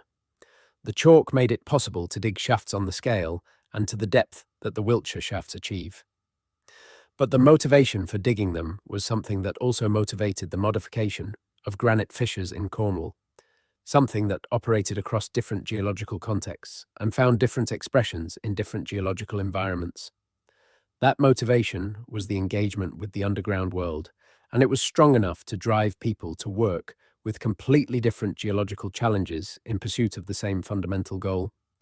Now let us go to the evidence that is perhaps the most difficult for the standard archaeological framework to accommodate, and that has consequently received the least systematic attention, despite being, in some ways, the most significant finding in the entire corpus. This is the evidence for underground structures that predate, by a significant margin, any agricultural or monument-building tradition in Britain. The evidence for Mesolithic shaft features. The Mesolithic period in Britain, roughly 10,000 to 4,000 years before the Common Era, is the period of the post-glacial hunter-gatherers, the people who colonized the island as the ice retreated and who lived in it for several thousand years before the farming communities arrived from continental Europe. The standard narrative assigns the Mesolithic people of Britain a relatively simple cultural life. Mobile hunter-gatherers, following seasonal food resources across the landscape, leaving little trace beyond scattered stone tool assemblages and occasional evidence of temporary encampments. The re-excavation of Starcar in Yorkshire in the 2000s, which produced much more detailed evidence of Mesolithic activity at that site than the original 1950s excavation had revealed, substantially revised that picture for the Mesolithic period in general. Starcar was not a simple camp. It was a site that was returned to repeatedly over centuries, that was modified, that had structures built at it, that produced evidence of social complexity and symbolic behavior of a kind not previously attributed to Mesolithic populations in Britain. The antler headdresses from Starkar are the most famous evidence of this complexity, but the timber platforms built over the edge of the ancient lake at the site are arguably more significant for what they tell us about the structural and engineering capability of these populations. Against this revised understanding of Mesolithic capabilities, the evidence for Mesolithic shaft features in Britain looks less improbable than it once did. The evidence is thin, it is contested. It would not survive rigorous peer review as a definitive demonstration of Mesolithic shaft digging, but it is there. At Thatcham in Berkshire, one of the most extensively investigated Mesolithic sites in England, features in the Mesolithic deposits have been identified that have the profile of shaft-like features, going down below the level of the main Mesolithic occupation deposits into geology that shows evidence of deliberate disturbance. The excavators of the relevant portions of the Thatcham site have been careful not to overstate what they found, noting that the features could have multiple explanations. But the possibility of Mesolithic shaft features at Thatcham has been noted by several researchers and has not been definitively ruled out. At a second site in the Thames Valley region, a site that has not been published in detail because the investigation is ongoing, there are features in what appears to be a Mesolithic context that have the same profile. Going down, structured, showing evidence of organic material at depth. The preliminary dating of the organic material at this site places it firmly in the Mesolithic, which is to say in the period before the arrival of farming and before any of the developments that the standard narrative would associate with the capacity for organized construction projects. If the Mesolithic shaft features are genuine, if the tradition of going underground in Britain begins not with the Bronze Age or even the Neolithic, but with the original post-glacial inhabitants of the island, then the picture of that tradition's continuity needs to be extended backward by several thousand years. From 8,000 years of continuity to perhaps 10 or 11,000 years. From a tradition that began with the earliest farming communities to a tradition that was already ancient when farming arrived in Britain and that survived the transition from hunting-gathering to agriculture because it was recognized as valid by the incoming agricultural communities who found it already established in the landscapes they were settling. This is a significant revision.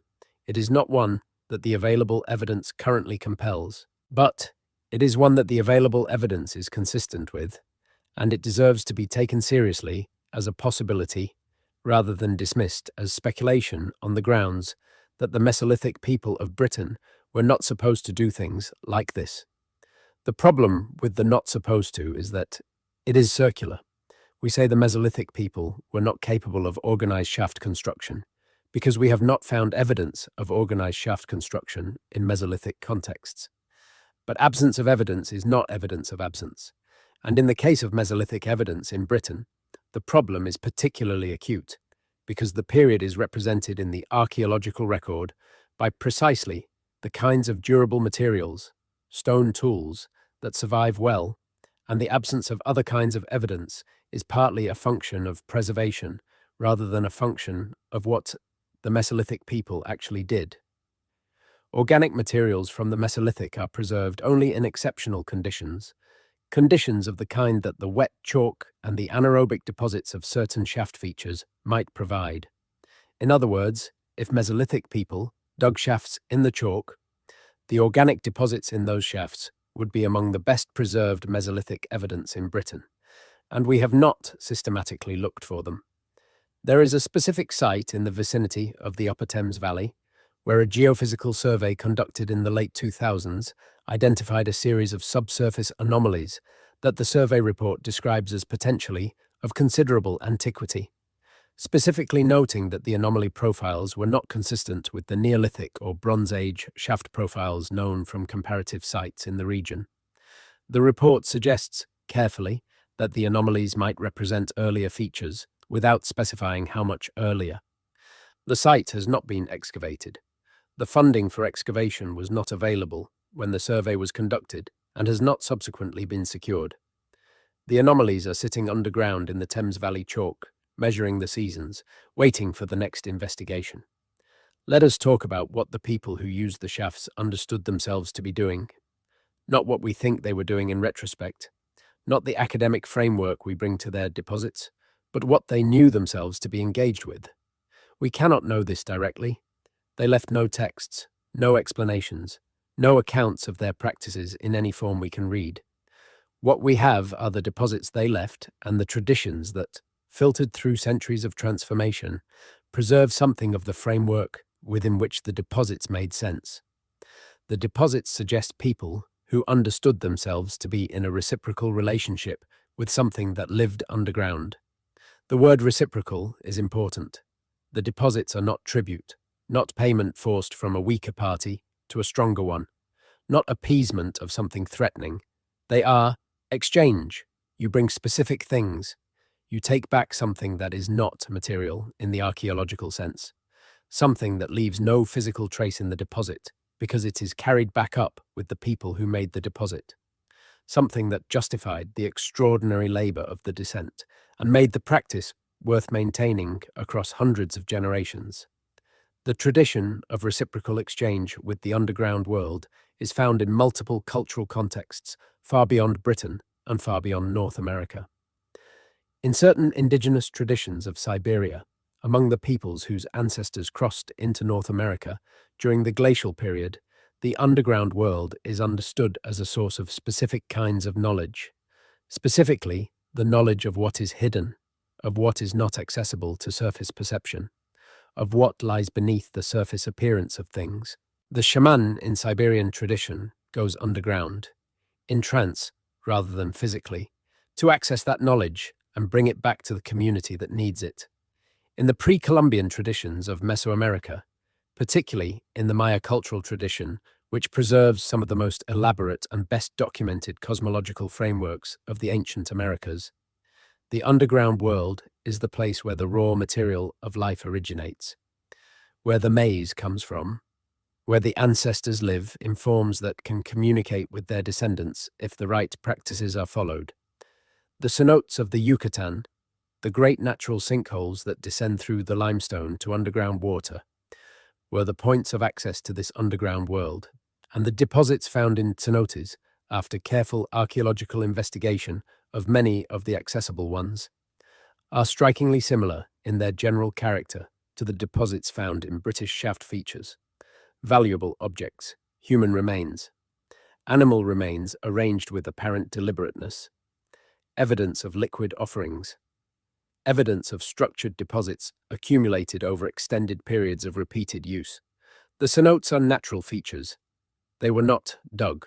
They are not engineering. But the way they were used, the relationship that the Maya communities maintained with them, the deposits placed in them and the practices conducted at their edges, represents the same fundamental engagement with the underground world that the British shaft tradition represents through deliberate construction. Where the geography provided a natural opening, the opening was used. Where the geography did not provide a natural opening, one was constructed. The principle was the same. The practice was adapted to the available geology. This global pattern of engagement with underground water as the point of connection between the surface world and the underground world, as the interface where the two can communicate and exchange, is not coincidental. It is a response to the universal physical reality that water comes from underground, that the rivers and the springs and the rain that sustains life on the surface originate in processes that happen underground, that the underground is, in the most literal and practical sense, the source of what the surface depends on.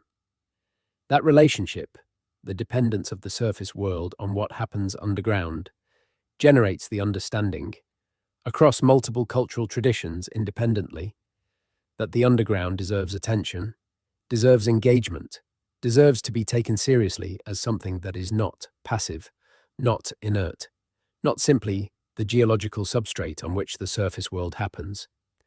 The British shaft tradition is one of the most sustained and most technically sophisticated expressions of that universal understanding that the archaeological record contains. It is sustained across 8,000 years in the same island landscape, which means it was not just invented once and maintained by inertia, but was repeatedly found to be valid, repeatedly found to be worth the labor of continuation, by successive generations of people in different cultural circumstances, who nevertheless recognized in the shaft tradition something that their own experience of the British landscape confirmed. They confirmed it because the underground world of Britain is real and active and in genuine relationship with the surface world above it. The water that comes out of the chalk springs of Wiltshire comes from the rain that falls on the chalk hills weeks or months earlier, filtered through the rock, chemically transformed by its passage through the limestone, emerging at the spring with properties that it did not have when it fell as rain. The underground chalk is doing something to the water. The underground is not passive. It acts on what passes through it. It transforms. It creates in the sense of producing things at its outputs that were not there at its inputs. If you have been drinking spring water for 10,000 years, and you understand that the spring water is not the same as the rain that falls, that the underground has changed it, transformed it, given it properties that the rain does not have, then you know that the underground has agency. You know that it acts on what passes through it, and if it acts on water, it may act on other things that enter it, including people, including the things that people bring down into it, including the relationship that people are willing to maintain with it across time. The shaft tradition is the physical expression of that understanding. It is the practice of people who knew that the underground acts, who wanted to engage with that action, who built the infrastructure for that engagement, and maintained it across a span of time that dwarfs any other continuous human practice we can identify in the British archaeological record. We are not those people. We have lost the practice and largely lost the understanding behind it. But the shafts are still there, in the chalk, waiting with the patience that things underground have always had. And the question of what they contain and what they meant is still open, still asking to be answered, still available to whoever develops the motivation and the method to go and look. The wells beneath Britain are not a curiosity. They are not an archaeological footnote. They are the deepest surviving evidence of what it meant to live in this landscape before history began, the most direct access we have to an understanding of the relationship between the people of ancient Britain and the land that sustained them, an understanding that was sophisticated enough to persist for 8,000 years and important enough that those 8,000 years of people never stopped finding it worth maintaining. When the investigation finally comes, when the technology and the funding and the intellectual framework converge on a systematic study of what lies beneath the ceremonial landscape of Britain, what will be found is not the simple evidence of superstition or primitive religion that the standard narrative tends to expect. What will be found is the evidence of sophisticated engagement with the actual physical world, with the actual underground hydrology and geology and acoustic environment of specific British landscapes. Engagement that was intelligent and adaptive and productive, and that tells us something we badly need to understand about the capability of the people who built this island's ancient heritage. The wells are waiting. The chalk is keeping the evidence intact. Whatever was placed at 80 meters depth in the Cranbourne Chase shaft has been sitting there, in the anaerobic dark, for 3,000 years or more, waiting for someone to come back down and look properly. It will not wait forever. The development pressure on the British countryside is not decreasing.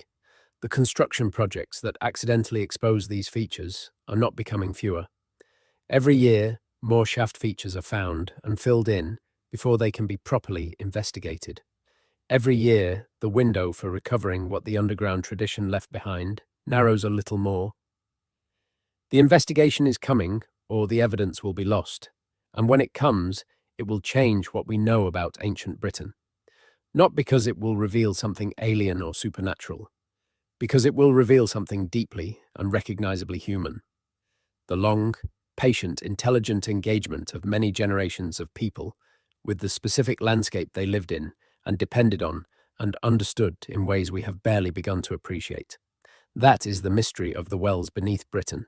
Not that they exist, not that they contain extraordinary evidence, but that we have not yet found the will to look at what they contain and understand what it tells us.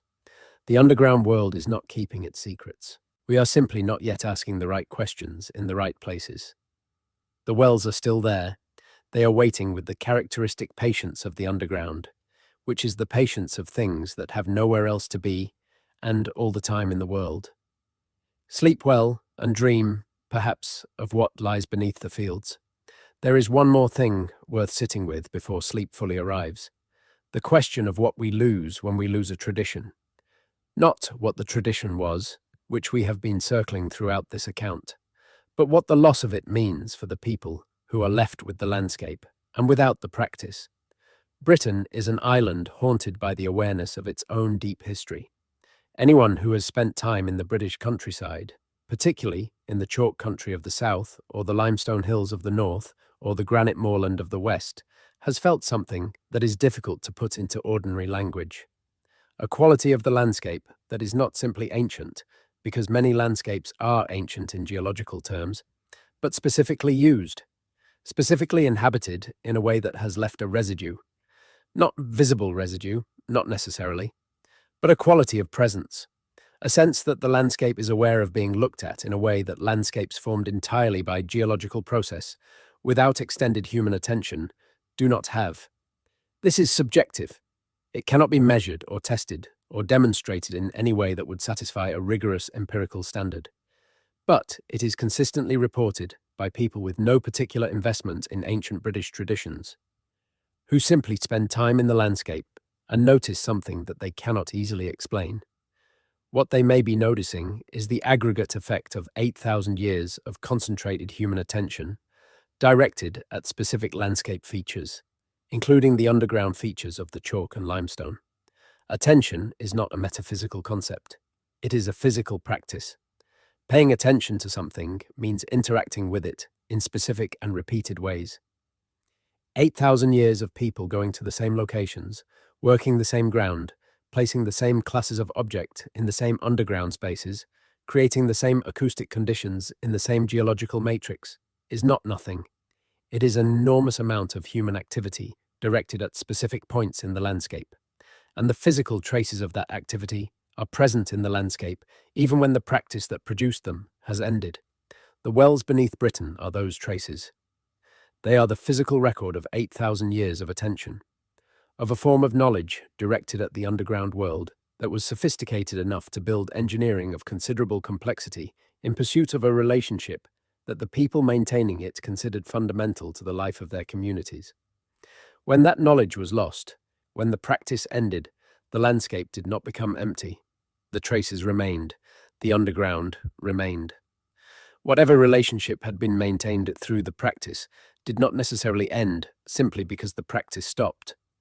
The underground world is not dependent on human acknowledgement of it for its own continued existence.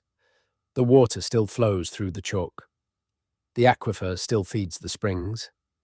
The acoustic properties of the shaft space still transform sound in the same way they always did. The limestone still does what limestone does in the dark. What ended was the relationship from the human side, the recognition, the engagement, the practice of going down to confirm, by direct encounter, that the underground world was real and active and in relationship with the surface world above it. We are, most of us, people who have never confirmed this by direct encounter, who know the underground world only as geology, as an abstract description of rock and water and process that operates below the surface of the world we actually inhabit. The people who made the shafts knew it differently. They knew it as a place, as an environment with specific qualities that they had experienced directly and that they had developed over generations, the technical capacity to access and engage with on their own terms. That knowledge is not gone. It is resting, as things underground rest, in the deposits, and the chalk, and the limestone, and the darkness, waiting for whoever decides to come down and look. Sleep well. The underground world is not in a hurry. It has been waiting for a very long time already, and it will wait a while longer, with the patience that the deepest things in the earth always have. The wells are there. They are keeping watch in the dark beneath the British fields.